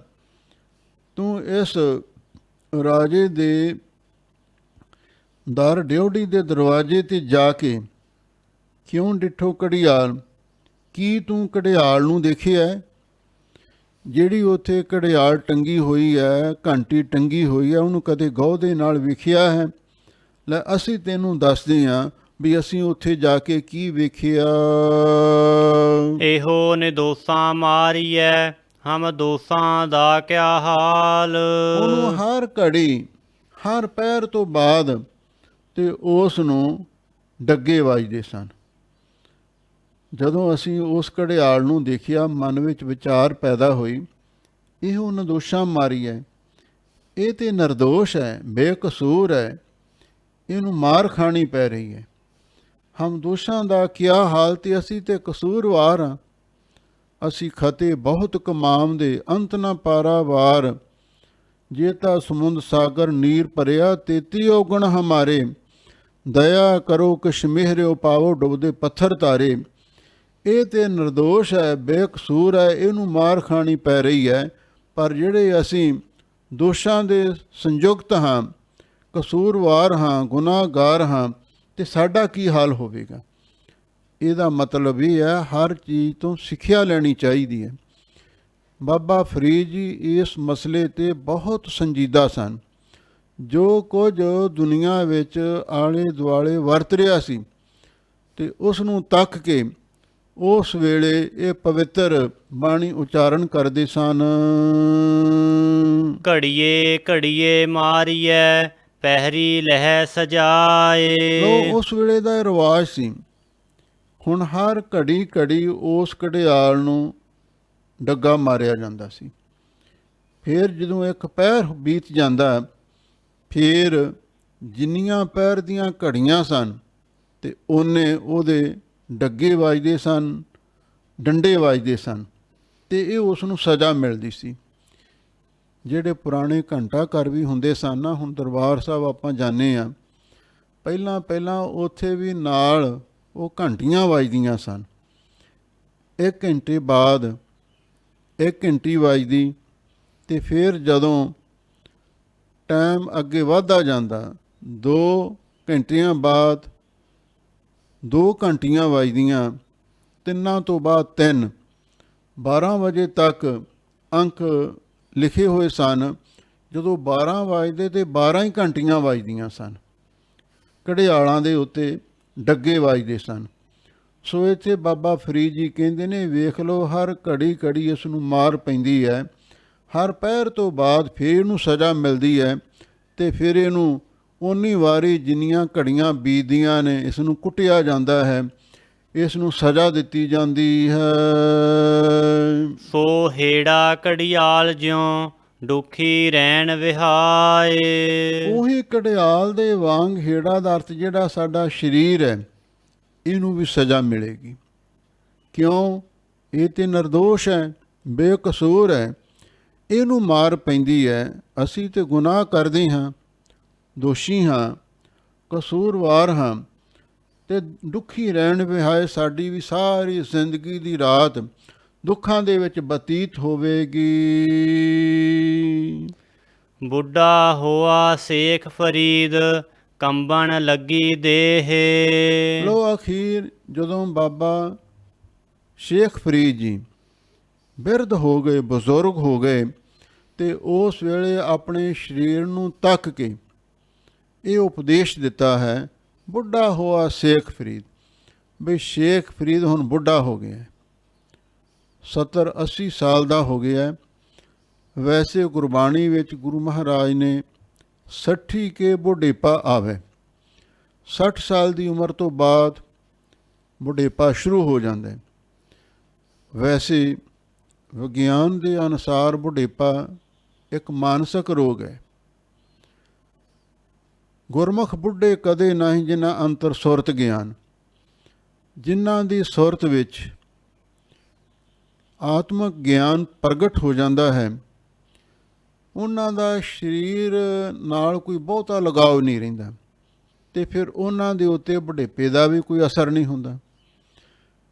ਜਦੋਂ ਆਦਮੀ ਨੂੰ ਦੂਜੇ ਕਹਿਣ ਲੱਗ ਜਾਂਦੇ ਨੇ, ਬਾਬਾ ਜੀ, ਦਾਦਾ ਜੀ, ਉਹ ਬੁੱਢਾ ਕਰਦੇ ਨੇ, ਮਨ ਦੇ ਵਿੱਚ ਉਹ ਗੱਲ ਬੈਠ ਜਾਂਦੀ ਹੈ ਵੀ ਹੁਣ ਅਸੀਂ ਬੁੱਢੇ ਹੋ ਗਏ ਹਾਂ। ਬਾਬਾ ਫਰੀਦ ਜੀ ਕਹਿੰਦੇ ਨੇ, ਹੁਣ ਸ਼ੇਖ ਫਰੀਦ ਵੀ ਬੁੱਢਾ ਹੋ ਗਿਆ, ਕੰਬਣ ਲੱਗੀ ਦੇਹ, ਤੇ ਹੁਣ ਜਿਹੜੀ ਸਾਡੀ ਦੇਹ ਹੈ, ਕਮਜ਼ੋਰੀ ਦੇ ਕਾਰਨ ਕੰਬਣ ਵੀ ਲੱਗ ਪਈ ਹੈ।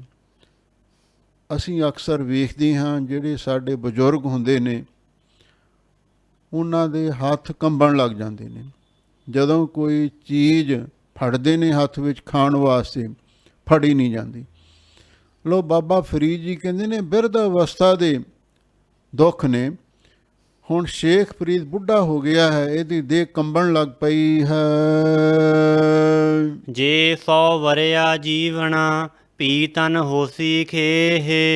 ਲੋ ਜੇ ਆਦਮੀ 100 ਵਰੇ ਵੀ ਹੋਰ ਜਿਉਂਦਾ ਰਵੇ, ਪੀਤਨ ਹੋਸੀ ਖੇਹ, ਸਰੀਰ ਨੇ ਤਾਂ ਫਿਰ ਵੀ ਮਿੱਟੀ ਖਾਕ ਹੋਣਾ ਹੀ ਹੋਣਾ ਹੈ। ਇਹਦਾ ਮਤਲਬ ਇਹ ਹੈ ਜਿੰਨੀ ਵਾਹਿਗੁਰੂ ਨੇ ਉਮਰ ਦਿੱਤੀ ਹੈ, ਜੇ 100 ਸਾਲ ਕੋਈ ਪੂਰੀ ਉਮਰ ਭੋਗ ਲਵੇ ਤੇ ਉਸ ਤੋਂ ਬਾਅਦ ਸਰੀਰ ਨੇ ਮਿੱਟੀ ਹੀ ਬਣ ਜਾਣਾ ਹੈ। ਇਸ ਵਾਸਤੇ ਬਾਬਾ ਫਰੀਦ ਜੀ ਕਹਿੰਦੇ ਨੇ ਵੀ ਜੇ ਬਿਰਧ ਅਵਸਥਾ ਆ ਵੀ ਗਈ ਹੈ, ਕਮਜ਼ੋਰੀ ਵੀ ਆ ਗਈ ਹੈ, ਤੇ ਤੁਸੀਂ ਰੱਬ ਦੀ ਭਗਤੀ ਕਰੋ। ਜੇ ਹੋਰ ਕੁਛ ਨਹੀਂ ਕਰ ਸਕਦੇ, ਸਿਮਰਨ ਤਾਂ ਕਰ ਸਕਦੇ ਹੋ ਨਾ। ਵਾਹਿਗੁਰੂ ਵਾਹਿਗੁਰੂ ਵਾਹਿਗੁਰੂ ਵਾਹਿਗੁਰੂ ਜਪ ਲਓ। ਕਈ ਵਾਰੀ ਵਡੇਰੀ ਉਮਰ ਦੇ ਵਿੱਚ ਜਾ ਕੇ ਅੱਖਾਂ ਦੀ ਜੋਤ ਨਿਗਾਹ ਘਟ ਜਾਂਦੀ ਹੈ, ਬਾਣੀ ਪੜ੍ਹਨੀ ਪਾਠ ਕਰਨਾ ਔਖਾ ਲੱਗਦਾ।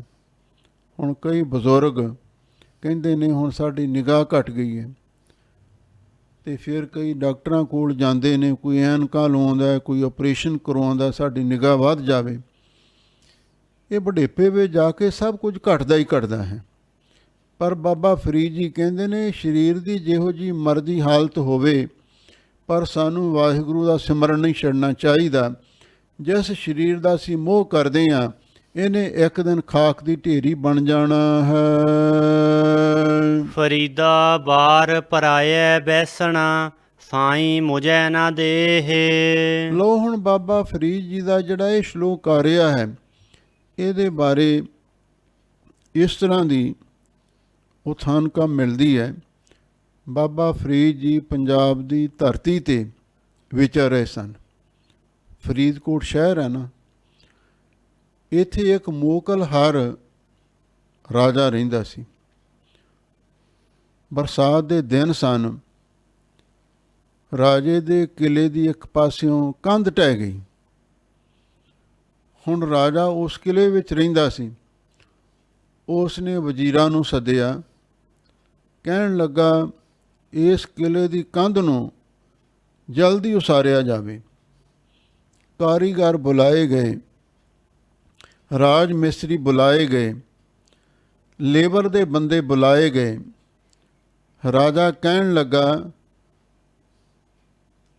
ਕਿਧਰੇ ਦੁਸ਼ਮਣ ਨੂੰ ਪਤਾ ਨਾ ਲੱਗ ਜਾਵੇ, ਕੋਈ ਮੌਕਾ ਨਾ ਮਿਲ ਜਾਵੇ। ਜਿਹੜੇ ਪਬਲਿਕ ਦੇ ਬੰਦੇ ਨੇ ਉਹਨਾਂ ਨੂੰ ਪਕੜ ਕੇ, ਜਿਹੜਾ ਵੀ ਕੋਈ ਸਾਹਮਣੇ ਆਉਂਦਾ ਹੈ, ਤੁਸੀਂ ਉਹਨੂੰ ਫੜ ਕੇ ਲੈ ਆਓ ਅਤੇ ਤੁਸੀਂ ਉਹਦੇ ਕੋਲੋਂ ਵਿਗਾੜ ਦੇ ਵਿੱਚ ਕੰਮ ਲਵੋ। ਹੁਣ ਜਿਵੇਂ ਸਰਕਾਰ ਦੀ ਨੀਅਤ ਕਿਤੇ ਇਹੋ ਜਿਹੀ ਵਿਗੜ ਜਾਵੇ, ਫਿਰ ਸਧਾਰਨ ਬੰਦਿਆਂ ਨੂੰ ਵੀ ਜ਼ਬਰਦਸਤੀ ਪਕੜ ਕੇ ਉਹਨਾਂ ਦੇ ਕੋਲੋਂ ਮਜ਼ਦੂਰੀ ਕਰਵਾਉਂਦੇ। ਹੁਣ ਇਹ ਜਿਹੜਾ ਰਾਜਾ ਮੋਕਲਹਾਰ ਸੀ, ਇਹਨੇ ਜਦੋਂ ਇਹ ਆਖਿਆ ਬਈ ਤੁਸੀਂ ਜਿਹੜਾ ਵੀ ਬੰਦਾ ਮਿਲਦਾ ਅਤੇ ਉਹਨੂੰ ਫੜ ਕੇ ਲੈ ਆਓ ਅਤੇ ਉਹਦੇ ਕੋਲੋਂ ਕਿਲੇ ਦੀ ਕੰਧ ਕਢਵਾਓ, ਉਹਦੇ ਕੋਲੋਂ ਲੇਬਰ ਦਾ ਕੰਮ ਲਵੋ। ਬਾਬਾ ਫਰੀਦ ਜੀ ਸ਼ਹਿਰ ਤੋਂ ਬਾਹਰ ਰਹਿੰਦੇ ਸਨ। ਉੱਥੇ ਗੁਰਦੁਆਰਾ ਗੋਦੜੀ ਸਾਹਿਬ ਵੀ ਇੱਕ ਫਰੀਦਕੋਟ ਦੇ ਨੇੜੇ ਬਣਿਆ ਹੋਇਆ, ਉਹਦੇ ਬਾਰੇ ਵੀ ਇਹ ਸਾਖੀ ਪ੍ਰਸਿੱਧ ਹੈ। ਬਾਬਾ ਫਰੀਦ ਜੀ ਉੱਥੇ ਬਾਹਰ ਬੈਠ ਕੇ ਭਜਨ ਕਰਦੇ ਸਨ, ਅਤੇ ਫਿਰ ਜਦੋਂ ਭੁੱਖ ਲੱਗਦੀ ਫਰੀਦਕੋਟ ਸ਼ਹਿਰ ਦੇ ਵਿੱਚ ਆ ਕੇ ਭਿੱਖਿਆ ਮੰਗ ਕੇ ਖਾ ਲੈਂਦੇ ਅਤੇ ਵਾਪਸ ਚਲੇ ਜਾਂਦੇ। ਹੁਣ ਉਹ ਜਿੱਥੇ ਗੋਦੜੀ ਸਾਹਿਬ ਗੁਰਦੁਆਰਾ, ਜਿੱਥੇ ਬੈਠ ਕੇ ਉਹ ਭਜਨ ਕਰਦੇ ਸਨ, ਅਤੇ ਗਰਮੀ ਜ਼ਿਆਦਾ ਸੀ, ਅਤੇ ਉਹਨਾਂ ਨੇ ਸੋਚਿਆ ਵੀ ਹੁਣ ਆਪਾਂ ਜਿਹੜੀ ਗੋਦੜੀ ਭਾਰੀ ਹੈ, ਇਹਦੇ ਨਾਲ ਗਰਮੀ ਲੱਗੇਗੀ, ਤੁਰ ਕੇ ਜਾਣਾ ਸੀ ਭਿੱਖਿਆ ਮੰਗਣ ਵਾਸਤੇ, ਅਤੇ ਆਪਾਂ ਗੋਦੜੀ ਇੱਥੇ ਰੱਖ ਜਾਂਦੇ ਹਾਂ। ਝਾੜੀਆਂ ਸਨ, ਉੱਥੇ ਬਿਰਸ਼ ਸਨ, ਉਹਨਾਂ ਦੇ ਉੱਪਰ ਉਹਨਾਂ ਨੇ ਗੋਦੜੀ ਟੰਗ ਦਿੱਤੀ, ਅਤੇ ਗੋਦੜੀ ਉੱਥੇ ਟੰਗ ਕੇ ਆਪ ਭਿੱਖਿਆ ਮੰਗਣ ਵਾਸਤੇ ਚਲੇ ਗਏ। ਹੁਣ ਫਕੀਰਾਂ ਦੀ ਨਿਸ਼ਾਨੀ ਤੇ ਉਹ ਗੋਦੜੀ ਹੁੰਦੀ ਹੈ ਨਾ, ਉਹਨਾਂ ਨੇ ਗੋਦੜੀ ਲਾ ਕੇ ਉੱਥੇ ਟੰਗ ਦਿੱਤੀ। ਭਿੱਖਿਆ ਮੰਗਣ ਵਾਸਤੇ ਗਏ। ਸਰੀਰ ਰਿਸ਼ਪੁਸ਼ ਸੀ ਬਾਬਾ ਫਰੀਦ ਜੀ ਦਾ, ਤੇ ਰਾਜੇ ਦੇ ਬੰਦਿਆਂ ਨੇ ਦੇਖ ਲਿਆ ਵੀ ਆਹ ਇੱਕ ਫਕੀਰ ਆਉਂਦਾ ਹੈ, ਬੰਦਾ ਬੜਾ ਤਕੜਾ ਹੈ, ਇਹ ਤੋਂ ਕੰਮ ਲਈਏ। ਉਹ ਬਾਬਾ ਫਰੀਦ ਜੀ ਨੂੰ ਜ਼ਬਰਦਸਤੀ ਫੜ ਕੇ ਲੈ ਗਏ। ਕਹਿੰਦੇ ਚਲੋ ਜਾ ਕੇ ਰਾਜੇ ਦੀ ਕਿਲੇ ਦੀ ਕੰਧ ਢਹਿ ਗਈ ਹੈ, ਉੱਥੇ ਜਾ ਕੇ ਮਜ਼ਦੂਰੀ ਦਾ ਕੰਮ ਕਰੋ। ਬਾਬਾ ਫਰੀਦ ਜੀ ਬਥੇਰਾ ਦੱਸਣ ਵੀ ਮੈਂ ਤੇ ਫਕੀਰ ਹਾਂ, ਮੈਂ ਤੇ ਦਰਵੇਸ਼ ਹਾਂ, ਤੁਸੀਂ ਮੇਰੇ ਨਾਲ ਇਹੋ ਜਿਹਾ ਵਰਤਾਓ ਨਾ ਕਰੋ। ਪਰ ਉਹਨਾਂ ਨੇ ਇੱਕ ਨਾ ਮੰਨੀ। ਕਹਿੰਦੇ ਤੂੰ ਆਪਦਾ ਪ੍ਰੂਫ ਦੇ। ਪ੍ਰੂਫ ਸੀ ਗੋਦੜੀ, ਉਹ ਲਾ ਕੇ ਰੱਖਿਆ ਏ, ਕੋਈ ਪ੍ਰੂਫ ਦੇ ਨਾ ਸਕੇ। ਤੇ ਫਿਰ ਉਹਨਾਂ ਨੇ ਧੱਕੇ ਦੇ ਨਾਲ ਉੱਥੇ ਉਹਨਾਂ ਨੂੰ ਰੱਖਿਆ, ਕੋਈ ਖਾਸ ਮਿਹਨਤਾਨਾ ਵੀ ਨਾ ਦਿੱਤਾ। ਹੋਰ ਲੋਕ ਵੀ ਫੜੇ ਹੋਏ ਸਨ ਤੇ ਉਹ ਵਿਚਾਰੇ ਔਖੇ ਸੌਖੇ ਟਾਈਮ ਪਾਸ ਕਰ ਰਹੇ ਸਨ। ਤੇ ਉਸ ਗੁਲਾਮੀ ਤੋਂ ਪਰੇਸ਼ਾਨ ਹੋ ਕੇ ਬਾਬਾ ਫਰੀਦ ਜੀ ਨੇ ਫਿਰ ਇਹ ਸ਼ਲੋਕ ਉਚਾਰਨ ਕੀਤਾ।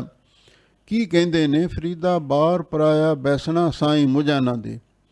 ਹੇ ਸਾਈਂ, ਹੇ ਮਾਲਕਾ, ਕਿਸੇ ਪਰਾਏ ਦਰਵਾਜ਼ੇ 'ਤੇ ਬਹਿਣਾ ਸਾਨੂੰ ਚੰਗਾ ਨਹੀਂ ਲੱਗਦਾ।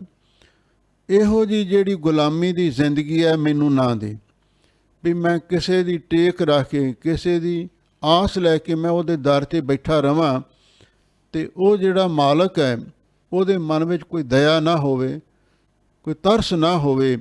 ਮੈਂ ਇਹੋ ਜਿਹੀ ਜ਼ਿੰਦਗੀ ਦੇ ਨਾਲੋਂ ਮਰਨਾ ਹੀ ਚੰਗਾ ਸਮਝਦਾ ਹਾਂ। ਪਰਾਏ ਘਰ ਦੇ ਵਿੱਚ ਗੁਲਾਮੀ ਦੇ ਵਿੱਚ ਰਹਿਣਾ ਮੈਨੂੰ ਪਸੰਦ ਨਹੀਂ ਹੈ। ਜੇ ਤੂੰ ਏਵੈ ਰੱਖਸੀ ਜਿਉ ਸਰੀਰ ਹੋ ਲੇਹ। ਲਓ, ਜਦੋਂ ਬਾਬਾ ਫਰੀਦ ਜੀ ਨੂੰ ਬਹੁਤ ਤੰਗ ਕੀਤਾ ਨਾ, ਫਿਰ ਉਹਨਾਂ ਨੇ ਇਹ ਵੀ ਕਹਿ ਦਿੱਤਾ ਵੀ ਹੇ ਵਾਹਿਗੁਰੂ, ਜੇ ਤੂੰ ਏਵੈ ਰੱਖਸੀ, ਜੇ ਤੂੰ ਮੈਨੂੰ ਇਸੇ ਤਰ੍ਹਾਂ ਹੀ ਗੁਲਾਮੀ ਵਿੱਚ ਹੀ ਰੱਖਣਾ ਹੈ ਤੇ ਮੈਂ ਇਹੋ ਜਿਹੀ ਗੁਲਾਮੀ ਬਰਦਾਸ਼ਤ ਨਹੀਂ ਕਰ ਸਕਦਾ। ਜੀਓ ਸਰੀਰੋਂ ਲੈ, ਤੂੰ ਮੇਰੇ ਸਰੀਰ ਵਿੱਚੋਂ ਜਾਨ ਹੀ ਕੱਢ ਲੈ। ਇਦੋਂ ਮਰਨਾ ਹੀ ਮੈਨੂੰ ਚੰਗਾ ਲੱਗਦਾ ਹੈ, ਪਰ ਮੈਂ ਗੁਲਾਮੀ ਦਾ ਜੀਵਨ ਬਸਰ ਨਹੀਂ ਕਰਨਾ ਚਾਹੁੰਦਾ। ਇਹੀ ਗੱਲ ਕਲਗੀਧਰ ਪਾਤਸ਼ਾਹ ਨੇ ਲੁਗਾਈ ਨੂੰ ਸਮਝਾਈ ਸੀ ਵੀ ਜਿੰਨਾ ਚਿਰ ਤੱਕ ਤੁਸੀਂ ਜ਼ੁਲਮ ਸਹਿਣ ਕਰਦੇ ਰਹੋਗੇ ਤੇ ਜ਼ਾਲਮ ਨੇ ਜ਼ੁਲਮ ਕਰ ਹੀ ਜਾਣਾ। ਜੇ ਜ਼ੁਲਮ ਕਰਨਾ ਪਾਪ ਹੈ ਤੇ ਜ਼ੁਲਮ ਨੂੰ ਸਹਿਣਾ ਵੀ ਪਾਪ ਹੀ ਹੈ। ਤੁਸੀਂ ਜਾਗੋ, ਤੁਸੀਂ ਤਕੜੇ ਹੋਵੋ। ਤੇ ਉਸ ਵੇਲੇ ਗੁਰੂ ਮਹਾਰਾਜ ਸੱਚੇ ਪਾਤਸ਼ਾਹ ਨੇ ਖਾਲਸੇ ਪੰਥ ਦੀ ਸਾਜਨਾ ਕੀਤੀ, ਖੰਡੇ ਬਾਟੇ ਦਾ ਅੰਮ੍ਰਿਤ ਛਕਾਇਆ, ਚਿੜੀਆਂ ਤੋਂ ਬਾਜ ਬਣਾਇਆ, ਗਿੱਦੜਾਂ ਤੋਂ ਸ਼ੇਰ ਬਣਾਇਆ। ਤੇ ਐਸੀ ਗੁਰੂ ਮਹਾਰਾਜ ਨੇ ਖੇਡ ਵਰਤਾਈ। 1.25 लाख से एक लड़ाऊँ तवै गोबिंद सिंह नाम कहाऊँ। ਫਿਰ 1.25 ਲੱਖ ਫੌਜ ਦੇ ਨਾਲ ਇੱਕ ਗੁਰੂ ਦਾ ਸਿੰਘ ਲੜਦਾ ਰਿਹਾ। ਚਮਕੌਰ ਸਾਹਿਬ ਦੀ ਗੜੀ ਵਿੱਚ 40 ਸਿੰਘਾਂ ਨੇ 10 ਲੱਖ ਫੌਜ ਦਾ ਮੁਕਾਬਲਾ ਕੀਤਾ ਸੀ। ਇਹ ਹੈ ਆਜ਼ਾਦੀ ਲੈਣ ਦਾ ਤਰੀਕਾ। ਬਾਬਾ ਫਰੀਦ ਜੀ ਨੇ ਵੀ ਗੁਲਾਮੀ ਨੂੰ ਪ੍ਰਵਾਨ ਨਹੀਂ ਕੀਤਾ ਤੇ ਨਾ ਹੀ ਸਿੱਖ ਗੁਲਾਮੀ ਨੂੰ ਪ੍ਰਵਾਨ ਕਰ ਸਕਦੇ ਨੇ। ਇਸੇ ਲਈ ਬਾਬਾ ਫਰੀਦ ਜੀ ਕਹਿੰਦੇ, ਜੇ ਤੂੰ ਮੈਨੂੰ ਗੁਲਾਮ ਹੀ ਬਣਾ ਕੇ ਰੱਖਣਾ ਹੈ ਤੇ ਮੇਰੇ ਸਰੀਰ ਵਿੱਚੋਂ ਜਾਨ ਕੱਢ ਲੈ, ਮੈਨੂੰ ਮੌਤ ਚੰਗੀ, ਮੌਤ ਦੇ ਦੇ। ਹੁਣ ਜਦੋਂ ਇਹ ਗੱਲ ਹੋਈ, ਚਲੋ ਫਿਰ ਕੁਝ ਸਮੇਂ ਤੋਂ ਬਾਅਦ ਕਿਲੇ ਦੀ ਕੰਧ ਉਸਰ ਗਈ ਤੇ ਬਾਬਾ ਫਰੀਦ ਜੀ ਨੂੰ ਛੁਟਕਾਰਾ ਮਿਲਿਆ। ਤੇ ਜਦੋਂ ਉਹ ਜਿੱਥੇ ਗੋਦੜੀ ਸੀ, ਜਿੱਥੇ ਬੈਠ ਕੇ ਭਜਨ ਕਰਦੇ ਸਨ, ਉੱਥੇ ਆਏ। ਗੋਦੜੀ ਦਾ ਕੀ ਹਾਲ ਹੋਇਆ ਉਹਦੇ ਬਾਰੇ ਸਾਖੀਕਾਰਾਂ ਨੇ ਲਿਖਿਆ। ਕੁਛ ਪਾਲੀ ਮੁੰਡੇ ਪਸ਼ੂ ਚਾਰਦੇ ਹੋਏ ਉੱਥੇ ਆ ਗਏ ਤੇ ਉਹਨਾਂ ਨੇ ਦੇਖਿਆ ਵੀ ਇੱਥੇ ਆ ਗੋਦੜੀ ਪਈ ਆ, ਉਹ ਲੀਰਾਂ ਦੀ ਬਣਾਈ ਹੁੰਦੀ ਹੈ। ਤੇ ਉਹ ਕਹਿੰਦੇ ਵੀ ਚਲੋ ਇਹ ਗੋਦੜੀ ਹੈ ਤੇ ਕਿਸੇ ਨੇ ਇੱਥੇ ਸ਼ਾਇਦ ਵਾਧੂ ਹੋਣੀ ਹੈ ਤੇ ਉਂਝ ਹੀ ਕੋਈ ਸੁੱਟ ਕੇ ਚਲਿਆ ਗਿਆ ਹੈ, ਚਲੋ ਇਹਨੂੰ ਪਾੜੋ ਤੇ ਇਹਦੀਆਂ ਲੀਰਾਂ ਬਣਾ ਕੇ ਖਿੱਦੋ ਬਣਾਈਏ, ਆਪਾਂ ਖਿੱਦੋ ਖੁੰਡੀ ਖੇਡਾਂਗੇ। ਉਹਨਾਂ ਮੁੰਡਿਆਂ ਨੇ ਗੋਦੜੀ ਪਾੜ ਕੇ ਲੀਰੋ ਲੀਰ ਕਰ ਦਿੱਤੀ ਤੇ ਫਿਰ ਲੀਰਾਂ ਦੀ ਖੁੱਦੋ ਬਣਾ ਕੇ ਖੇਡਣ ਲੱਗ ਪਏ। ਬਾਬਾ ਫਰੀਦ ਜੀ ਆ ਕੇ ਗੋਦੜੀ ਭਾਲਣ, ਗੋਦੜੀ ਕਿੱਥੋਂ ਲੱਭਣੀ ਸੀ, ਉਹ ਤੇ ਲੀਰੋ ਲੀਰ ਹੋਈ ਪਈ ਸੀ। ਤੇ ਬਾਬਾ ਫਰੀਦ ਜੀ ਦੇ ਮਨ ਦੇ ਵਿੱਚ ਖਿਆਲ ਆਇਆ, ਗੋਦੜੀ ਨੂੰ ਸੰਬੋਧਨ ਹੋ ਕੇ ਕਹਿਣ ਲੱਗੇ, ਦੇਖ ਲੈ ਫਕੀਰਾਂ ਤੋਂ ਬਿਨਾਂ ਤੇਰਾ ਕੀ ਹਾਲ ਹੋਇਆ। ਆ ਮੁੰਡਿਆਂ ਨੇ ਤੈਨੂੰ ਲੀਰੋ ਲੀਰ ਕਰ ਦਿੱਤਾ ਹੈ, ਖੁੱਦੋ ਬਣਾ ਕੇ ਖੁੰਡੀਆਂ ਮਾਰ ਮਾਰ ਕੇ ਤੇਰਾ ਬੁਰਾ ਹਾਲ ਕਰ ਦਿੱਤਾ ਹੈ। ਫਿਰ ਉਸ ਪਾਟੀਆਂ ਲੀਰਾਂ ਦੇ ਵਿੱਚੋਂ, ਗੋਦੜੀ ਦੇ ਵਿੱਚੋਂ ਆਵਾਜ਼ ਆਈ, ਫਕੀਰਾ ਤੂੰ ਵੀ ਧਿਆਨ ਨਾਲ ਸੁਣ ਲੈ, ਜੇ ਤੇਰੇ ਬਿਨਾਂ ਮੇਰਾ ਇਹ ਹਾਲ ਹੋਇਆ ਹੈ ਤੇ ਮੇਰੇ ਤੋਂ ਬਿਨਾਂ ਤੂੰ ਵੀ ਦੇਖ ਤੇਰਾ ਕੀ ਹਾਲ ਹੋਇਆ ਸੀ। ਜੇ ਤੂੰ ਗੋਦੜੀ ਪਾ ਕੇ ਜਾਂਦਾ ਤੈਨੂੰ ਲੋਕਾਂ ਨੇ ਮੱਥਾ ਟੇਕਣਾ ਸੀ ਬਈ ਇਹ ਦਰਵੇਸ਼ ਹੈ, ਫਕੀਰ ਹੈ। ਤੂੰ ਮੇਰੀ ਪਰਵਾਹ ਨਹੀਂ ਕੀਤੀ, ਤੂੰ ਮੈਨੂੰ ਇੱਥੋਂ ਲਾਹ ਕੇ ਇੱਥੇ ਸੁੱਟ ਕੇ ਚਲਿਆ ਗਿਆ ਹੈ। ਤੇਰੇ ਬਿਨਾਂ ਮੇਰਾ ਇਹ ਹਾਲ ਹੋਇਆ ਤੇ ਮੇਰੇ ਬਿਨਾਂ ਤੇਰਾ ਹਾਲ ਵੀ ਮਾੜਾ ਹੀ ਹੋਇਆ ਹੈ। ਇਸ ਲਈ ਸਾਨੂੰ ਆਪਣੀ ਮਰਜ਼ਾਦਾ, ਆਪਣਾ ਬਾਣਾ, ਫਕੀਰਾਂ ਦੀ ਪੁਸ਼ਾਕ ਛੱਡਣੀ ਨਹੀਂ ਚਾਹੀਦੀ। ਇਹ ਵੀ ਸਿੱਖਿਆ ਸਾਨੂੰ ਸਾਖੀ ਤੋਂ ਮਿਲਦੀ ਹੈ। ਸੋ ਬਾਬਾ ਫਰੀਦ ਜੀ ਨੇ ਇਹ ਜਦੋਂ ਮੋਕਲਹਰ ਰਾਜੇ ਨੇ ਬਿਗਾਰ ਦੇ ਵਿੱਚ ਫੜ ਕੇ ਉਹਨਾਂ ਤੋਂ ਕੰਮ ਲਿਆ, ਉਹਨਾਂ 'ਤੇ ਜ਼ਬਰਦਸਤੀ ਕੀਤੀ, ਗੁਲਾਮੀ ਦਾ ਅਹਿਸਾਸ ਕਰਵਾਇਆ ਤੇ ਉਸ ਵੇਲੇ ਇਹ ਬਚਨ ਉਚਾਰਨ ਕੀਤੇ। ਇਸੇ ਤਰ੍ਹਾਂ ਦਮਵੀਂ ਟਕਸਾਲ ਦੇ 14ਵੇਂ ਮੁਖੀ ਸ਼੍ਰੀਮਾਨ ਸੰਤ ਗਿਆਨੀ ਜਰਨੈਲ ਸਿੰਘ ਜੀ ਖਾਲਸਾ, ਜੋ ਪੰਥ ਦੇ ਜਰਨੈਲ, ਨੌਜਵਾਨਾਂ ਦੇ ਦਿਲਾਂ ਦੀ ਧੜਕਣ ਸਨ, ਅਤੇ ਉਹਨਾਂ ਨੇ ਵੀ ਸਾਡੇ ਜਿਹੜੇ ਨੌਜਵਾਨ ਸਨ, ਸਿੱਖ ਕੌਮ ਦੇ ਭਵਿੱਖ ਸਨ, ਅਤੇ ਉਹਨਾਂ ਨੂੰ ਇਹ ਅਹਿਸਾਸ ਕਰਵਾਇਆ ਅਸੀਂ ਗੁਲਾਮ ਹਾਂ। ਅਤੇ ਇਹ ਅਹਿਸਾਸ ਕਰਵਾ ਕੇ ਫਿਰ ਉਹਨਾਂ ਨੂੰ ਅੰਮ੍ਰਿਤ ਛਕਾ ਕੇ, ਪੜ੍ਹਾ ਕੇ, ਅਤੇ ਫਿਰ ਉਹਨਾਂ ਨੂੰ ਕੌਮ ਦੀ ਸੇਵਾ ਵਿੱਚ ਖੜ੍ਹੇ ਕੀਤਾ। ਅਤੇ ਉਹਨਾਂ ਨੇ ਵੀ ਗੁਲਾਮੀ ਦਾ ਜਿੰਨਾ ਚਿਰ ਅਹਿਸਾਸ ਨਹੀਂ ਨਾ ਹੁੰਦਾ, ਉਹਨਾਂ ਚਿਰ ਅਸੀਂ ਆਜ਼ਾਦ ਨਹੀਂ ਹੋ ਸਕਦੇ। ਗੁਲਾਮੀ ਨੂੰ ਮਹਿਸੂਸ ਕਰਕੇ ਹੀ ਆਜ਼ਾਦੀ ਵੱਲ ਵਧਿਆ ਜਾ ਸਕਦਾ ਹੈ। ਅਤੇ ਬਾਬਾ ਫਰੀਦ ਜੀ ਨੇ ਸਾਨੂੰ ਸਿੱਖਿਆ ਦਿੱਤੀ ਹੈ ਵੀ ਜੇ ਤੂੰ ਇਹ ਰੱਖੀ ਜੀਓ ਸਰੀਰੋਂ ਲੇਹ, ਵੀ ਜੇ ਗੁਲਾਮੀ ਦਾ ਜੀਵਨ ਹੀ ਜਿਉਣਾ ਤਾਂ ਇਹਦੇ ਨਾਲੋਂ ਮੌਤ ਚੰਗੀ ਹੈ। ਇਸੇ ਤਰ੍ਹਾਂ ਗੁਰੂ ਦੇ ਸਿੱਖ ਵੀ ਬਹੁਤਾ ਚਿਰ ਗੁਲਾਮ ਨਹੀਂ ਰਹਿ ਸਕਦੇ। ਜਾਂ ਤਾਂ ਉਹਨਾਂ ਨੂੰ ਬਰਾਬਰ ਦੇ ਭਰਾ ਸਮਝਿਆ ਜਾਵੇ ਅਤੇ ਉਹਨਾਂ ਦਾ ਸਨਮਾਨ ਕੀਤਾ ਜਾਵੇ, ਨਹੀਂ ਤਾਂ ਫਿਰ ਗੁਰਸਿੱਖ ਜਾਂ ਤਾਂ ਫਿਰ ਉਹ ਰਾਜ ਕਰਦਾ ਅਤੇ ਜਾਂ ਫਿਰ ਬਗਾਵਤ ਕਰਦਾ। ਦੋ ਹੀ ਗੱਲਾਂ ਹੁੰਦੀਆਂ ਨੇ। ਇਸੇ ਲਈ ਸਤਿਗੁਰੂ ਕਹਿੰਦੇ ਨੇ ਗੁਲਾਮੀ ਦਾ ਜੀਵਨ ਜਿਉਣ ਦੇ ਨਾਲੋਂ ਮਰਨਾ ਚੰਗਾ ਹੁੰਦਾ ਹੈ। ਕੰਧ ਕੁਹਾੜਾ ਸਿਰ ਘੜਾ, ਵਣ ਕੈ ਫਰ ਲੋਹਾਰ। ਲੋ ਹੁਣ ਬਾਬਾ ਫਰੀਦ ਜੀ ਜੰਗਲ ਦੇ ਵਿੱਚ ਤਪੱਸਿਆ ਕਰਦੇ ਸਨ।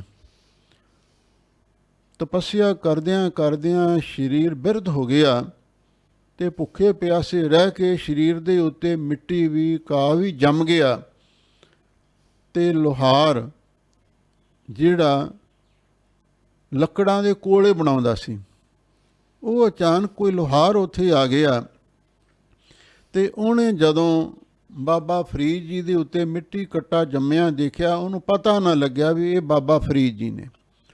ਉਹਨੇ ਆ ਕੇ ਪੁੱਠਾ ਕੁਹਾੜੇ ਦਾ ਦਸਤਾ ਮਾਰਿਆ ਵੀ ਪਹਿਲਾਂ ਮੈਂ ਮਿੱਟੀ ਝਾੜਾਂ। ਅਤੇ ਜਦੋਂ ਜ਼ੋਰ ਦੀ ਉਹਨੇ ਪੁੱਠੇ ਕੁਹਾੜੇ ਦਾ ਦਸਤਾ ਮਾਰਿਆ ਅਤੇ ਬਾਬਾ ਫਰੀਦ ਜੀ ਦੀ ਸਮਾਧੀ ਖੁੱਲ੍ਹ ਗਈ, ਸੁਰਤ ਜਾਗ ਪਈ। ਅਤੇ ਉਸ ਵੇਲੇ ਉਸ ਲੋਹਾਰ ਨੂੰ ਕਹਿਣ ਲੱਗੇ, ਕੀ ਕਹਿੰਦੇ ਨੇ, ਕੰਧ ਕੁਹਾੜਾ ਸਿਰ ਘੜਾ, ਵੀ ਤੇਰੇ ਕੰਧ ਮੋਢੇ ਉੱਤੇ ਕੁਹਾੜਾ ਚੱਕਿਆ ਹੋਇਆ ਹੈ, ਸਿਰ ਉੱਤੇ ਪਾਣੀ ਪੀਣ ਵਾਸਤੇ ਘੜਾ ਵੀ ਚੁੱਕਿਆ ਹੋਇਆ ਹੈ। ਵਣ ਕੈ ਸਰ ਲੋਹਾਰ, ਇਹ ਲੋਹਾਰ ਇਹ ਵਣ ਦੇ ਦਰੱਖਤ ਦੇ ਸਿਰ ਉੱਤੇ ਆ ਕੇ ਖਲੋ ਗਿਆ। ਭਾਵ ਸਾਡੇ ਸਰੀਰ ਨੂੰ ਵਣ ਦਾ ਮੁੱਢ ਸਮਝ ਕੇ ਇਹਦੇ ਉੱਤੇ ਆ ਕੇ ਖਲੋ ਗਿਆ। ਫਰੀਦਾ ਹਾਂ ਲੋੜੀ ਸਹੁ ਆਪਣਾ, ਤੂੰ ਲੋੜ ਹੈ ਅੰਗਿਆਰ। ਬਾਬਾ ਫਰੀਦ ਜੀ ਕਹਿਣ ਲੱਗੇ, ਤੂੰ ਦੱਸ ਸਾਡੇ ਕੁਹਾੜੇ ਦਾ ਪੁੱਠਾ ਦਸਤਾ ਕਿਉਂ ਮਾਰਿਆ? ਉਹ ਕਹਿਣ ਲੱਗਾ, ਫਰੀਦ ਜੀ ਮੈਨੂੰ ਮਾफ़ ਕਰ ਦਿਓ, ਮੈਂ ਤਾਂ ਸੋਚਿਆ ਵੀ ਦਰਖਤ ਦਾ ਮੁੱਢ ਹੈ, ਮੈਂ ਇਸ ਨੂੰ ਸਾੜ ਕੇ ਕੋਲੇ ਬਣਾਵਾਂਗਾ ਅਤੇ ਘਰ ਦੇ ਵਿੱਚ ਜਾ ਕੇ ਭੱਠੀ ਬਾਲਾਂਗਾ ਅਤੇ ਲੋਹਾ ਗਰਮ ਕਰਾਂਗਾ, ਪਰ ਮੈਨੂੰ ਪਤਾ ਨਹੀਂ ਲੱਗਿਆ, ਮੈਂ ਅਣਜਾਣਪੁਣੇ ਦੇ ਵਿੱਚ ਵਣ ਦਾ ਦਰਖਤ ਮੁੱਢ ਸਮਝ ਕੇ ਤੁਹਾਡੇ 'ਤੇ ਇਹ ਪੁੱਠਾ ਦਸਤਾ ਮਾਰਿਆ, ਮੈਨੂੰ ਮਾफ़ ਕਰ ਦਿਓ। ਤਾਂ ਬਾਬਾ ਫਰੀਦ ਜੀ ਕਹਿਣ ਲੱਗੇ, ਫਰੀਦਾ ਹਾਂ ਲੋੜੀ ਸਹੁ ਆਪਣਾ, ਉਹ ਭਲਿਆ ਲੋਕਾ, ਮੈਂ ਤੇ ਇਸ ਸਰੀਰ ਵਿੱਚੋਂ ਆਪਣੇ ਸੋਪਤੀ ਪਰਮਾਤਮਾ ਨੂੰ ਲੱਭਦਾ ਫਿਰਦਾ ਹਾਂ। ਤੂੰ ਲੋੜਾ ਅੰਗਿਆਰ, ਤੂੰ ਇਸ ਮੇਰੇ ਸਰੀਰ ਦੇ ਵਿੱਚੋਂ ਅੰਗਿਆਰ ਕੋਲੇ ਭਾਲਦਾ ਫਿਰਦਾ ਵੀ ਮੈਂ ਕੋਲੇ ਮਚਾ ਕੇ ਅੱਗ ਮਚਾਵਾਂਗਾ, ਅੰਗਿਆਰ ਬਣਾਵਾਂਗਾ। ਤੂੰ ਮੈਨੂੰ ਵੀ ਅੱਗ ਲਾ ਕੇ ਸਾੜਨਾ ਚਾਹੁੰਦਾ ਸੀ ਵੀ ਇਹਦੇ ਸਰੀਰ ਨੂੰ ਸਾੜ ਕੇ ਕੋਲੇ ਬਣਾਵਾਂਗਾ। ਮੈਂ ਤੇ ਆਪਣੇ ਪਰਮੇਸ਼ਰ ਸਹੁੰ ਨੂੰ ਲੱਭਦਾ ਫਿਰਦਾ ਤੇ ਤੂੰ ਮੇਰੇ ਸਰੀਰ ਦੇ ਵਿੱਚੋਂ ਅੰਗਿਆਰ ਲੱਭਦਾ ਫਿਰਦਾ, ਕੋਲੇ ਭਾਲਦਾ ਫਿਰਦਾ। ਇਸੇ ਤਰ੍ਹਾਂ ਪ੍ਰੋਫੈਸਰ ਸਾਹਿਬ ਸਿੰਘ ਜੀ ਨੇ ਇਹ ਜਿਹੜਾ ਪਾਠ ਹੈ ਨਾ, ਵਣ ਕੈ ਸਰ, ਪੁਰਾਤਨ ਪਾਠ ਇਹੀ ਹੈ ਜੋ ਟਕਸਾਲ ਦੇ ਵਿੱਚ ਸੰਪਰਦਾਇ ਪਿੰਡਰਾਂ ਦੇ ਵਿੱਚ ਮੁੱਖ ਮੰਨਿਆ ਗਿਆ ਹੈ। ਪਰ ਉਹਨਾਂ ਨੇ ਆਪਣੇ ਹਿਸਾਬ ਦੇ ਨਾਲ ਵਣ ਕੈਸਰ, ਕੈਸਰ ਪਾਠ ਇਕੱਠਾ ਕੀਤਾ। ਕੈਸਰ ਦਾ ਅਰਥ ਕੀਤਾ ਉਹਨਾਂ ਨੇ ਬਾਦਸ਼ਾਹ, ਵਣ ਕੈਸਰ ਲੋਹਾਰ। ਅਤੇ ਅਰਥ ਉਹਨਾਂ ਨੇ ਇਉਂ ਕੀਤਾ ਹੈ ਵੀ ਇਹ ਜਿਹੜਾ ਲੋਹਾਰ ਆਇਆ ਹੈ, ਆਪਣੇ ਮੋਢੇ 'ਤੇ ਕੁਹਾੜਾ ਰੱਖਿਆ ਹੋਇਆ, ਸਿਰ ਉੱਤੇ ਪਾਣੀ ਦਾ ਘੜਾ ਚੁੱਕਿਆ ਹੋਇਆ, ਅਤੇ ਇਹ ਵਣ ਕੈਸਰ ਲੋਹਾਰ, ਇਹ ਜੰਗਲ ਦਾ ਬਾਦਸ਼ਾਹ ਬਣ ਕੇ ਆਇਆ ਹੋਇਆ, ਜਿਹੜੀ ਮਰਜ਼ੀ ਲੱਕੜ ਨੂੰ ਵੱਢ ਲੈਂਦਾ ਹੈ ਅਤੇ ਜਿਹਨੂੰ ਮਰਜ਼ੀ ਰਹਿਣ ਦਿੰਦਾ, ਅਤੇ ਬਾਦਸ਼ਾਹ ਬਣ ਕੇ ਇੱਥੇ ਵਿਚਰ ਰਿਹਾ ਹੈ। ਪਰ ਇੱਥੇ ਅੰਤਰੀਵ ਅਰਥ ਇਹ ਹੈ, ਕੰਧ ਕੁਹਾੜਾ ਸਿਰ ਘੜਾ, ਤੇਰੇ ਮੋਢੇ ਉੱਤੇ ਕੁਹਾੜਾ ਹੈ। ਜਦੋਂ ਮੌਤ ਦਾ ਫਰਿਸ਼ਤਾ ਆਉਂਦਾ ਨਾ, ਉਹਦਾ ਨਕਸ਼ਾ ਖਿੱਚਦੇ ਨੇ, ਜਦੋਂ ਜਮਦੂਤ ਲੈਣ ਵਾਸਤੇ ਆਉਂਦੇ ਨੇ, ਉਹਨਾਂ ਦੇ ਮੋਢੇ 'ਤੇ ਕੁਹਾੜਾ ਹੁੰਦਾ ਅਤੇ ਸਿਰ ਉੱਤੇ ਵਾਹਿਗੁਰੂ ਦੇ ਹੁਕਮ ਦਾ ਘੜਾ ਹੁੰਦਾ ਵੀ ਜਾਓ, ਜਾ ਕੇ ਤੁਸੀਂ ਕਿਸੇ ਪਾਪੀ ਜੀਵ ਨੂੰ ਫੜ ਕੇ ਲਿਆਓ। ਵਣ ਕਾ ਸਰ ਲੋਹਾਰ, ਜਿਹੜਾ ਸਾਡਾ ਸਰੀਰ ਰੂਪੀ ਵਣ ਹੈ, ਇਹਦੇ ਸਿਰ ਦੇ ਉੱਤੇ ਉਹ ਲੋਹਾਰ ਜਿਹੜਾ ਜਮਦੂਤ ਉਹ ਆ ਕੇ ਖਲੋ ਜਾਂਦਾ ਹੈ ਅਤੇ ਫਿਰ ਉਹ ਆ ਕੇ ਉਹਦੇ ਜੀਵਨ ਨੂੰ ਪਰਖਦਾ ਹੈ। ਫਰੀਦਾ ਹੋਂ ਲੋੜੀ ਸੋ ਆਪਣਾ। ਹੁਣ ਉਹ ਬਾਬਾ ਫਰੀਦ ਜੀ ਕੋਲ ਵੀ ਆਇਆ ਹੋਣਾ। ਬਾਬਾ ਫਰੀਦ ਜੀ ਕਹਿੰਦੇ ਨੇ ਵੀ ਅਸੀਂ ਤੇ ਇਸ ਸਰੀਰ ਦੁਆਰਾ ਸੋਹਪਤੀ ਪਰਮਾਤਮਾ ਨੂੰ ਲੱਭਦੇ ਫਿਰਦੇ ਹਾਂ। ਤੂੰ ਲੋੜਾ ਅੰਗਿਆਰ, ਤੂੰ ਸਾਡੇ ਸਰੀਰ ਵਿੱਚੋਂ ਪਾਪਾਂ ਦੇ ਵਿਕਾਰਾਂ ਦੇ ਕੋਲੇ ਭਾਲਦਾ ਫਿਰਦਾ, ਅੰਗਿਆਰ ਭਾਲਦਾ ਫਿਰਦਾ, ਪਰ ਸਾਡੇ ਵਿੱਚੋਂ ਪਾਪ ਨਹੀਂ ਮਿਲਣੇ, ਵਿਕਾਰ ਨਹੀਂ ਮਿਲਣੇ। ਅਸੀਂ ਆਪਣੇ ਸਰੀਰ ਨੂੰ ਭਗਤੀ ਕਰਕੇ ਸ਼ੁੱਧ ਕੀਤਾ ਹੋਇਆ ਹੈ, ਇਸ ਲਈ ਤੈਨੂੰ ਵਾਪਸ ਮੁੜਨਾ ਪਵੇਗਾ।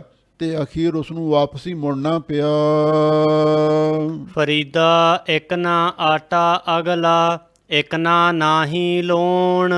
ਲੋ ਬਾਬਾ ਫਰੀਦ ਜੀ ਕਹਿੰਦੇ ਨੇ ਦੁਨੀਆ ਵਿੱਚ ਕੁਝ ਐਸੇ ਵੀ ਲੋਕ ਨੇ ਜਿਹੜੇ ਦੁਨੀਆ ਦੇ ਵਿੱਚ ਇੱਕ ਨਾ ਆਟਾ ਅਗਲਾ, ਜਿਨ੍ਹਾਂ ਦੇ ਕੋਲੇ ਬਹੁਤ ਆਟਾ ਹੈ, ਰਾਸ਼ਨ ਪਾਣੀ ਦੀ ਕੋਈ ਘਾਟ ਨਹੀਂ ਹੈ, ਚੰਗੇ ਚੰਗੇ ਜਿਹੜੇ ਧਨਾੜ ਬੰਦੇ ਨੇ ਅਤੇ ਉਹਨਾਂ ਦੇ ਘਰੇ ਆਟੇ ਦੀ ਘਾਟ ਨਹੀਂ ਹੁੰਦੀ। ਇੱਕ ਨਾ ਹੀ ਲੂਣ, ਇੱਕ ਇਹੋ ਜਿਹੇ ਗਰੀਬ ਲੋਕ ਵੀ ਹਨ ਜਿਨ੍ਹਾਂ ਦੇ ਘਰ ਦੇ ਵਿੱਚ ਲੂਣ ਵੀ ਨਹੀਂ ਹੁੰਦਾ। ਰੋਟੀ ਖਾਣ ਵਾਸਤੇ ਵੀ ਚਲੋ ਚਟਨੀ ਕੁੱਟ ਲੈਣ, ਲੂਣ ਵੀ ਨਹੀਂ ਹੁੰਦਾ। ਇੱਕ ਨਾ ਦੇ ਕੋਲੇ ਇਹਨਾਂ ਪਦਾਰਥਾਂ ਦਾ ਆਟਾ ਹੁੰਦਾ, ਰਾਸ਼ਨ ਦੀ ਕੋਈ ਘਾਟ ਨਹੀਂ ਹੁੰਦੀ। ਦੂਜੇ ਪਾਸੇ ਜਿਹੜੇ ਗਰੀਬ ਲੋਕ ਨੇ ਉਹਨਾਂ ਦੇ ਕੋਲੇ ਖਾਣ ਵਾਸਤੇ ਲੂਣ ਵੀ ਨਹੀਂ ਹੁੰਦਾ, ਕਈ ਵਾਰੀ ਰੁੱਖੀ ਰੋਟੀ ਖਾਂਦੇ ਹਨ। ਅੱਗੇ ਗਏ ਸੰਜਾਪਸਨ, ਚੋਟਾਂ ਖਾਸੀ ਕੌਣ। ਲੋ ਬਾਬਾ ਫਰੀਦ ਜੀ ਕਹਿੰਦੇ ਜਦੋਂ ਅੱਗੇ ਰੱਬ ਦੀ ਦਰਗਾਹ ਵਿੱਚ ਗਏ ਸੰਜਾਪ ਸਨ, ਉੱਥੇ ਪਛਾਣੇ ਜਾਣਗੇ ਚੋਟਾਂ ਖਾਸੀ ਕੌਣ, ਤੇ ਕੌਣ ਗਰੀਬ ਨੇ ਤੇ ਕੌਣ ਅਮੀਰ ਨੇ। ਉੱਥੇ ਜਿਹੜੇ ਮਾਇਆ ਧਾਰੀ ਹੁੰਦੇ ਨੇ, ਮਾਇਆ ਧਾਰੀ ਅਤ ਅੰਨਾ ਬੋਲਾ, ਸ਼ਬਦ ਨਾ ਸੁਣੀ ਬਹੁ ਰੋਲ ਘਚੋਲਾ, ਉਹਨਾਂ ਨੂੰ ਜਮਾਂ ਦੀਆਂ ਚੋਟਾਂ ਖਾਣੀਆਂ ਪੈਂਦੀਆਂ ਨੇ। ਅਤੇ ਜਿਹੜੇ ਬੰਦਗੀ ਕਰਨ ਵਾਲੇ ਨੇ, ਗਰੀਬ ਨੇ, ਫਕੀਰ ਨੇ, ਅਤੇ ਉਹਨਾਂ ਨੂੰ ਅੱਗੇ ਸ਼ਾਬਾਸ਼ ਮਿਲਦੀ ਹੈ, ਸਰੋਪਾਓ ਪਹਿਨਾਏ ਜਾਂਦੇ ਹਨ। ਪਾਸ ਦਮਾਮੇ ਛੱਤ ਸਿਰ, ਭੇਰੀ ਛੱਡੋ ਰੱਡ। ਅਖੀਰ ਉਹ ਜਿਹੜਾ ਮੋਕਲਹਰ ਰਾਜਾ ਸੀ ਨਾ ਫਰੀਦਕੋਟ ਦਾ, ਥੋੜ੍ਹੇ ਦਿਨਾਂ ਮਗਰੋਂ ਚੜ੍ਹਾਈ ਕਰ ਗਿਆ। ਅਤੇ ਫਿਰ ਉਹਦਾ ਜਦੋਂ ਜਨਾਜ਼ਾ ਨਿਕਲਿਆ ਅਤੇ ਬਾਬਾ ਫਰੀਦ ਜੀ ਉੱਥੇ ਭਿੱਖਿਆ ਮੰਗਣ ਵਾਸਤੇ ਗਏ ਸਨ, ਅਤੇ ਉਹਨਾਂ ਨੇ ਫਿਰ ਇਹ ਸਲੋਕ ਉਚਾਰਨ ਕੀਤਾ, ਪਾਸ ਦਮਾਮੇ ਛੱਤ ਸਿਰ। ਦੇਖ ਲਓ ਜਿਸ ਦੇ ਪਾਸ ਬੜੇ ਬੜੇ ਦਮਾਮੇ ਧੌਂਸੇ ਸਨ, ਨਗਾਰੇ ਸਨ, ਅਤੇ ਛੱਤ ਸਿਰ, ਸਿਰ ਉੱਤੇ ਛਤਰ ਝੂਲਦਾ ਸੀ। ਪੇਰੀ ਛੱਡੋ ਰੱਡ, ਤੇ ਭੇਰੀਆਂ ਵੱਜਦੀਆਂ ਸਨ। ਭੇਰੀ ਇੱਕ ਕਿਸਮ ਦੇ ਵਾਜੇ ਸਨ। ਭੇਰੀ ਦਾ ਅਰਥ ਤੂਤੀਆਂ ਵੀ ਕੀਤਾ, ਵੀ ਤੂਤੀਆਂ ਵੱਜਦੀਆਂ ਸਨ, ਨੌਬਤਾਂ ਵੱਜਦੀਆਂ ਸਨ। ਤੇ ਛੱਡੋ ਰੱਡ, ਰੱਡ ਤੋਂ ਭਾਵ ਹੈ ਇਹ ਭੱਟਾਂ ਦੀ ਇੱਕ ਜਾਤੀ ਹੈ। ਉਹ ਛੱਡੋ ਦਾ ਅਰਥ ਹੈ ਸਦ ਛੰਦ ਗਾਉਂਦੇ ਸਨ। ਭਾਵ ਪੁਰਾਣੇ ਸਮੇਂ ਦੇ ਵਿੱਚ ਇਹ ਵੀ ਇੱਕ ਰਿਵਾਜ ਸੀ, ਜਿਹੜੇ ਰਾਜੇ ਮਹਾਰਾਜੇ ਹੁੰਦੇ ਸਨ ਵੀ ਜਦੋਂ ਉਹ ਜਾਂਦੇ ਸਨ ਉਹਨਾਂ ਦੇ ਮੂਹਰੇ ਬੈਂਡ ਬਾਜੀ ਵੱਜਦੇ, ਤੇ ਜਿਹੜੇ ਰੱਡ ਕਵੀ ਲੋਕ ਹੁੰਦੇ ਸਨ ਉਹਨਾਂ ਦੇ ਜਸ ਦੇ ਗੀਤ ਗਾਉਂਦੇ, ਜਸ ਦੀ ਛੰਦ ਗਾਉਂਦੇ, ਤੇ ਉਹਨਾਂ ਨੂੰ ਖੁਸ਼ ਕਰਦੇ ਸਨ, ਤੇ ਰਾਜੇ ਲੋਕ ਉਹਨਾਂ ਨੂੰ ਇਨਾਮ ਦਿੰਦੇ ਸਨ।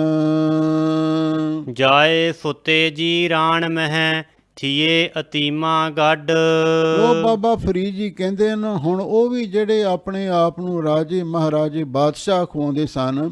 ਜਾਏ ਸੁਤੇ ਜੀਰਾਣ ਮੈਂ, ਜੀਰਾਣ ਤੋਂ ਭਾਵ ਹੈ ਉਹ ਧਰਤੀ, ਪੁਰਾਣੀ ਧਰਤੀ, ਬੰਜਰ ਧਰਤੀ, ਸ਼ਮਸ਼ਾਨ ਘਾਟ, ਮੁਰਦ ਘਾਟ ਜਿਹਨੂੰ ਕਹਿੰਦੇ ਨੇ, ਉਹ ਵੀ ਸਿਵਿਆਂ ਵਿੱਚ ਕਬਰਸਤਾਨ ਵਿੱਚ ਜਾ ਕੇ ਸੌਂਗੇ।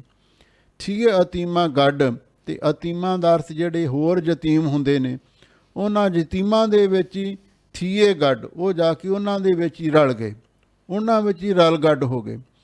ਭਾਵ ਜਦੋਂ ਮੌਤ ਆਉਂਦੀ ਹੈ ਨਾ, ਰਾਜਾ ਪਰਜਾ ਸਮਕਰ ਮਾਰੈ ਐਸੋ ਕਾਲ ਬਡਾਨੀ ਰੇ, ਉਹ ਕਿਸੇ ਰਾਜੇ ਨੂੰ ਨਹੀਂ ਵੇਖਦੀ, ਕਿਸੇ ਕੰਗਾਲ ਨੂੰ ਨਹੀਂ ਦੇਖਦੀ, ਉਹ ਸਾਰਿਆਂ 'ਤੇ ਇੱਕ ਸਮਾਨ ਹੀ ਆਉਂਦੀ ਹੈ।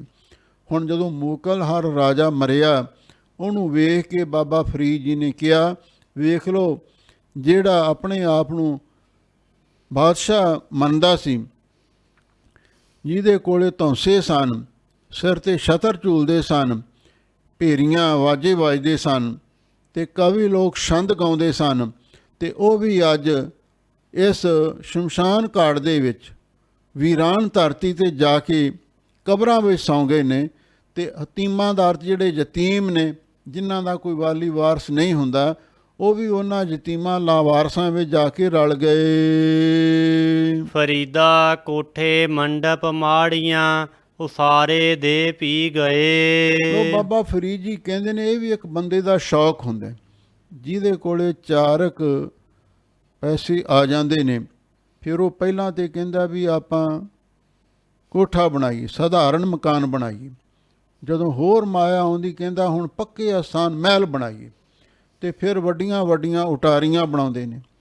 ਲੋ ਬਾਬਾ ਫਰੀਦ ਜੀ ਕਹਿੰਦੇ ਨੇ ਆ ਦੁਨੀਆ ਦੇ ਲੋਕ ਪਹਿਲਾਂ ਕੋਠੇ, ਫਿਰ ਮੰਡਪ ਮਹਿਲ, ਤੇ ਫਿਰ ਮਾੜੀਆਂ ਬੜੀਆਂ ਬੜੀਆਂ ਅਟਾਰੀਆਂ ਉਸਾਰਦੇ ਪੀ ਗਏ, ਇਹਨਾਂ ਨੂੰ ਉਸਾਰਦੇ ਨੇ। ਤੇ ਇਹਨਾਂ ਨੂੰ ਉਸਾਰਦੇ ਵੀ ਅੱਜ ਇੱਕ ਕੋਠੀ ਪਾ ਲਈ, ਫਿਰ ਦੂਜੀ ਪਾ ਲਈ, ਤੀਜੀ ਪਾ ਲਈ, ਇੱਥੇ ਪਾ ਲਈ, ਦੂਜੇ ਸ਼ਹਿਰ ਪਾ ਲਈ। ਬਸ ਕੋਠੇ ਮਹਿਲ ਮਾੜੀਆਂ ਬਣਾਉਂਦੇ ਬਣਾਉਂਦੇ ਉਹ ਦੁਨੀਆ ਤੋਂ ਕੂਚ ਕਰ ਜਾਂਦੇ ਹਨ। ਕੂੜਾ ਸੌਦਾ ਕਰ ਗਏ, ਗੋਰੀ ਆਏ ਪਏ। ਲੋ ਬਾਬਾ ਫਰੀਦ ਜੀ ਕਹਿੰਦੇ ਨੇ ਉਹ ਝੂਠਾ ਹੀ ਸੌਦਾ ਕਰਕੇ ਚਲੇ ਗਏ। ਆਖਿਰ ਉਹਨਾਂ ਕੋਠੀਆਂ ਵਿੱਚ, ਉਹਨਾਂ ਮਹਿਲ ਮਾੜੀਆਂ ਵਿੱਚ ਕਿਸੇ ਨੇ ਰਹਿਣ ਨਾ ਦਿੱਤਾ। ਗਏ ਕਿੱਥੇ, ਗੋਰੀ ਆਏ ਪਏ, ਕਬਰਾਂ ਵਿੱਚ ਆ ਕੇ ਪੈ ਗਏ। ਜਦੋਂ ਕੋਈ ਮਰਦਾ ਉਹਨੂੰ ਕੋਠੀਆਂ ਵਿੱਚ ਥੋੜ੍ਹਾ ਕੋਈ ਰੱਖਦਾ, ਅਟਾਰੀਆਂ ਵਿੱਚ ਥੋੜ੍ਹਾ ਕੋਈ ਰਹਿੰਦਾ। ਲੋ ਬਾਬਾ ਫਰੀਦ ਜੀ ਕਹਿੰਦੇ ਨੇ ਜਿਹੜੇ ਆਪਣੇ ਰਹਿਣ ਵਾਸਤੇ ਕੋਠੇ ਮਹਿਲ ਅਟਾਰੀਆਂ ਬਣਾਉਂਦੇ ਸਨ, ਉਹ ਝੂਠਾ ਸੌਦਾ ਕਰਕੇ ਚਲੇ ਗਏ, ਤੇ ਆਖਿਰ ਉਹਨਾਂ ਵਿੱਚ ਰਹਿਣਾ ਨਾ ਮਿਲਿਆ, ਆ ਕੇ ਕਬਰਾਂ ਦੇ ਵਿੱਚ ਪੈ ਗਏ। ਫਰੀਦਾ ਖਿੰਥੜ ਮੇਖਾਂ ਅਗਲੀਆਂ, ਜਿੰਦ ਨਾ ਕਾਈ ਮੇਖ। ਲੋ ਕੋਈ ਹੋਰ ਫਕੀਰ ਆਇਆ ਤੇ ਉਹ ਆ ਕੇ ਕਹਿਣ ਲੱਗਾ ਬਾਬਾ ਜੀ ਮੈਨੂੰ ਉਪਦੇਸ਼ ਦਿਓ। ਤਾਂ ਬਾਬਾ ਫਰੀਦ ਜੀ ਕਹਿੰਦੇ ਨੇ ਉਹਦੇ ਗੋਦੜੀ ਪਾਈ ਸੀ, ਉਹਦੇ ਵਿੱਚ ਬਹੁਤ ਸੋਹਣੀਆਂ ਸਿਉਣਾ ਮਾਰੀਆਂ ਹੋਈਆਂ ਸਨ, ਟਾਂਕੇ ਲਾਏ ਹੋਏ ਸਨ, ਤੋਪੇ ਲਾਏ ਹੋਏ ਸਨ। ਉਹਨਾਂ ਨੂੰ ਵੇਖ ਕੇ ਕਹਿੰਦੇ ਨੇ ਫਰੀਦਾ ਖਿੰਥੜ ਮੇਖਾਂ ਅਗਲੀਆਂ। ਖਿੰਥੜ ਦਾ ਅਰਥ ਹੈ ਗੋਦੜੀ। ਤੇਰੀ ਗੋਦੜੀ ਦੇ ਵਿੱਚ ਬਹੁਤ ਸੋਹਣੇ ਟਾਂਕੇ ਲਾਏ ਹੋਏ ਨੇ, ਬੜੇ ਸੋਹਣੇ ਤੋਪੇ ਲਾਏ ਹੋਏ ਨੇ।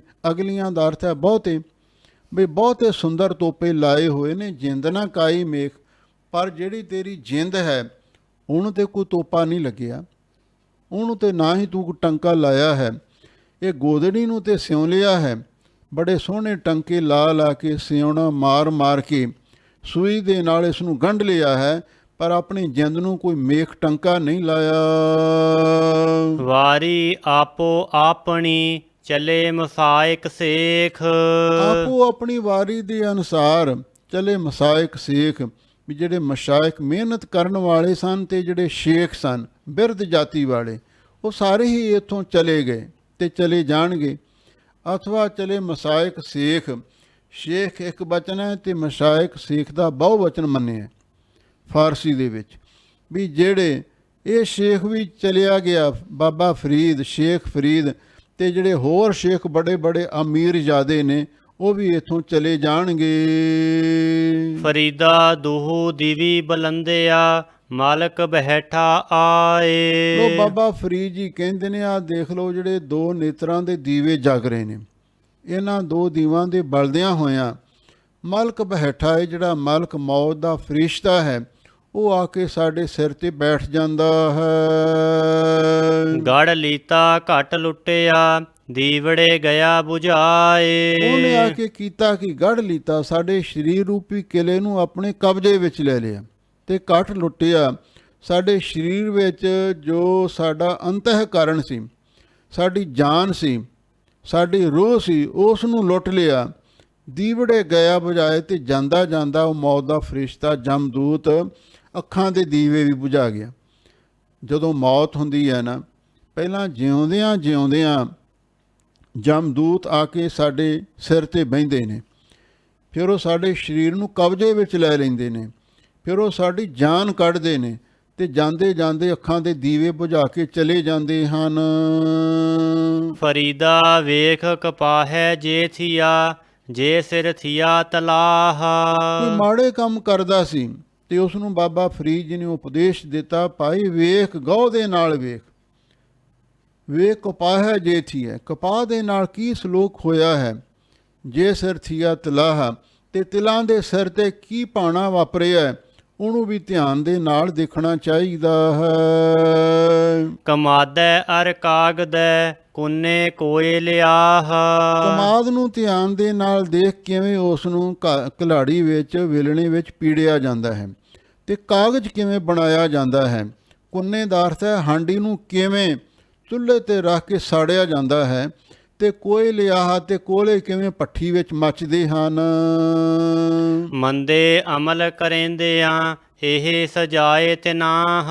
ਉਹ ਬਾਬਾ ਫਰੀਦ ਜੀ ਕਹਿੰਦੇ ਨੇ, ਭਲਿਆ ਲੋਕਾ ਜਿਹੜੇ ਮੰਦੇ ਅਮਲ ਕਰਿੰਦੇ ਆ, ਜਿਹੜੇ ਮਾੜੇ ਕਰਮ ਕਰਦੇ ਨੇ, ਅਮਲ ਤੋਂ ਭਾਵ ਹੈ ਕੰਮ, ਜਿਹੜੇ ਮਾੜੇ ਕੰਮ ਕਰਦੇ ਨੇ, ਚੋਰੀ ਯਾਰੀ ਬਦਫੈਲੀ ਬੇਈਮਾਨੀ ਠੱਗੀ ਧੋਖਾ, ਜਿਹੜੇ ਇਹੋ ਜਿਹੇ ਭੈੜੇ ਕੰਮ ਕਰਦੇ ਨੇ, ਇਹੀ ਸਜ਼ਾਵਾਂ ਫਿਰ ਉਹਨਾਂ ਨੂੰ ਮਿਲਦੀਆਂ ਨੇ। ਕਈ ਇਹੋ ਜਿਹੇ ਲੋਕ ਵੀ ਨੇ ਜਿਹੜੇ ਇਹ ਗੱਲ ਕਹਿ ਦਿੰਦੇ ਨੇ ਵੀ ਆਹ ਜਗ ਮਿੱਠਾ ਅਗਲਾ ਕਿਹਨੇ ਡਿੱਠਾ, ਕਹਿੰਦੇ ਕੋਈ ਸੁਰਗ ਕੋਈ ਨਰਕ ਨਹੀਂ ਹੈ। ਕੀ ਬਾਬਾ ਫਰੀਦ ਜੀ ਝੂਠ ਬੋਲਦੇ ਨੇ? ਬਾਬਾ ਫਰੀਦ ਜੀ ਇੱਕ ਅਧਿਆਤਮਕਵਾਦੀ ਮਹਾਂਪੁਰਖ ਨੇ। ਉਹ ਕਹਿੰਦੇ ਮਾੜੇ ਕੰਮ ਕਰਨ ਵਾਲਿਓ ਕੰਨ ਖੋਲ ਕੇ ਸੁਣ ਲਵੋ, ਜਿਵੇਂ ਕਪਾਹ ਨੂੰ ਪਿੰਜਿਆ ਜਾਂਦਾ ਹੈ, ਤਿਲਾਂ ਨੂੰ ਕੋਲੂ ਵਿੱਚ ਪੀੜਿਆ ਜਾਂਦਾ ਹੈ, ਕਮਾਦ ਨੂੰ ਵੇਲਣੇ ਘਲਾੜੀ ਵਿੱਚ ਪੀੜਿਆ ਜਾਂਦਾ ਹੈ, ਤੇ ਕਾਗਜ਼ ਨੂੰ ਵੀ ਐਨ ਚੰਗੀ ਤਰ੍ਹਾਂ ਵੇਲਣੇ ਦੇ ਵਿੱਚ ਪਾ ਕੇ ਉਸ ਨੂੰ ਵਿੱਚੋਂ ਦੀ ਪ੍ਰੈਸ ਕੀਤਾ ਜਾਂਦਾ ਹੈ, ਤੇ ਕੁੰਨੇ ਦਾ ਅਰਥ ਹੈ ਹਾਂਡੀ ਨੂੰ, ਚਾਟੀ ਨੂੰ ਗੋਹਿਆਂ ਦੀ ਅੱਗ ਤੇ ਸਾੜਿਆ ਜਾਂਦਾ ਹੈ, ਤੇ ਕੋਲਿਆਂ ਨੂੰ ਕਿਵੇਂ ਭੱਠੀ ਵਿੱਚ ਸਾੜਿਆ ਜਾਂਦਾ ਹੈ। ਜਿਹੜੇ ਮਾੜੇ ਕੰਮ ਕਰਦੇ ਨੇ ਸਾਰੀਆਂ ਸਜ਼ਾਵਾਂ ਉਹਨਾਂ ਨੂੰ ਵੀ ਮਿਲਦੀਆਂ ਹਨ। ਫਰੀਦਾ ਕੰਨ ਮਸੱਲਾ ਸੂਫ ਗਲ, ਦਿਲ ਕਾਤੀ ਗੁੜਵਾਤ। ਲੋ ਬਾਬਾ ਫਰੀਦ ਜੀ ਕੋਲ ਕੋਈ ਪਖੰਡੀ ਫਕੀਰ ਆ ਗਿਆ ਤੇ ਉਹਨੂੰ ਇਹ ਉਪਦੇਸ਼ ਦਿੱਤਾ ਹੈ, ਫਰੀਦਾ ਕੰਨ ਮਸੱਲਾ, ਤੇਰੇ ਕੰਨੇ ਤੇ ਮੋਢੇ ਤੇ ਮਸੱਲਾ ਚਟਾਈ ਆਸਨ ਰੱਖਿਆ ਹੋਇਆ ਹੈ, ਸੂਫ ਗਲ, ਤੇਰੇ ਗਲ ਦੇ ਵਿੱਚ ਸੂਫ ਦਾ ਉਹ ਕਾਲੇ ਰੰਗ ਦਾ ਕੱਪੜਾ ਹੁੰਦਾ, ਉਹਨੂੰ ਸੂਫ ਕਹਿੰਦੇ ਨੇ, ਤੇ ਤੇਰੇ ਗਲ ਦੇ ਵਿੱਚ ਸੂਫ ਕਾਲੇ ਰੰਗ ਦਾ ਚੋਲਾ ਜਾਂ ਕਫਣੀ ਵੀ ਪਾਈ ਹੋਈ ਹੈ।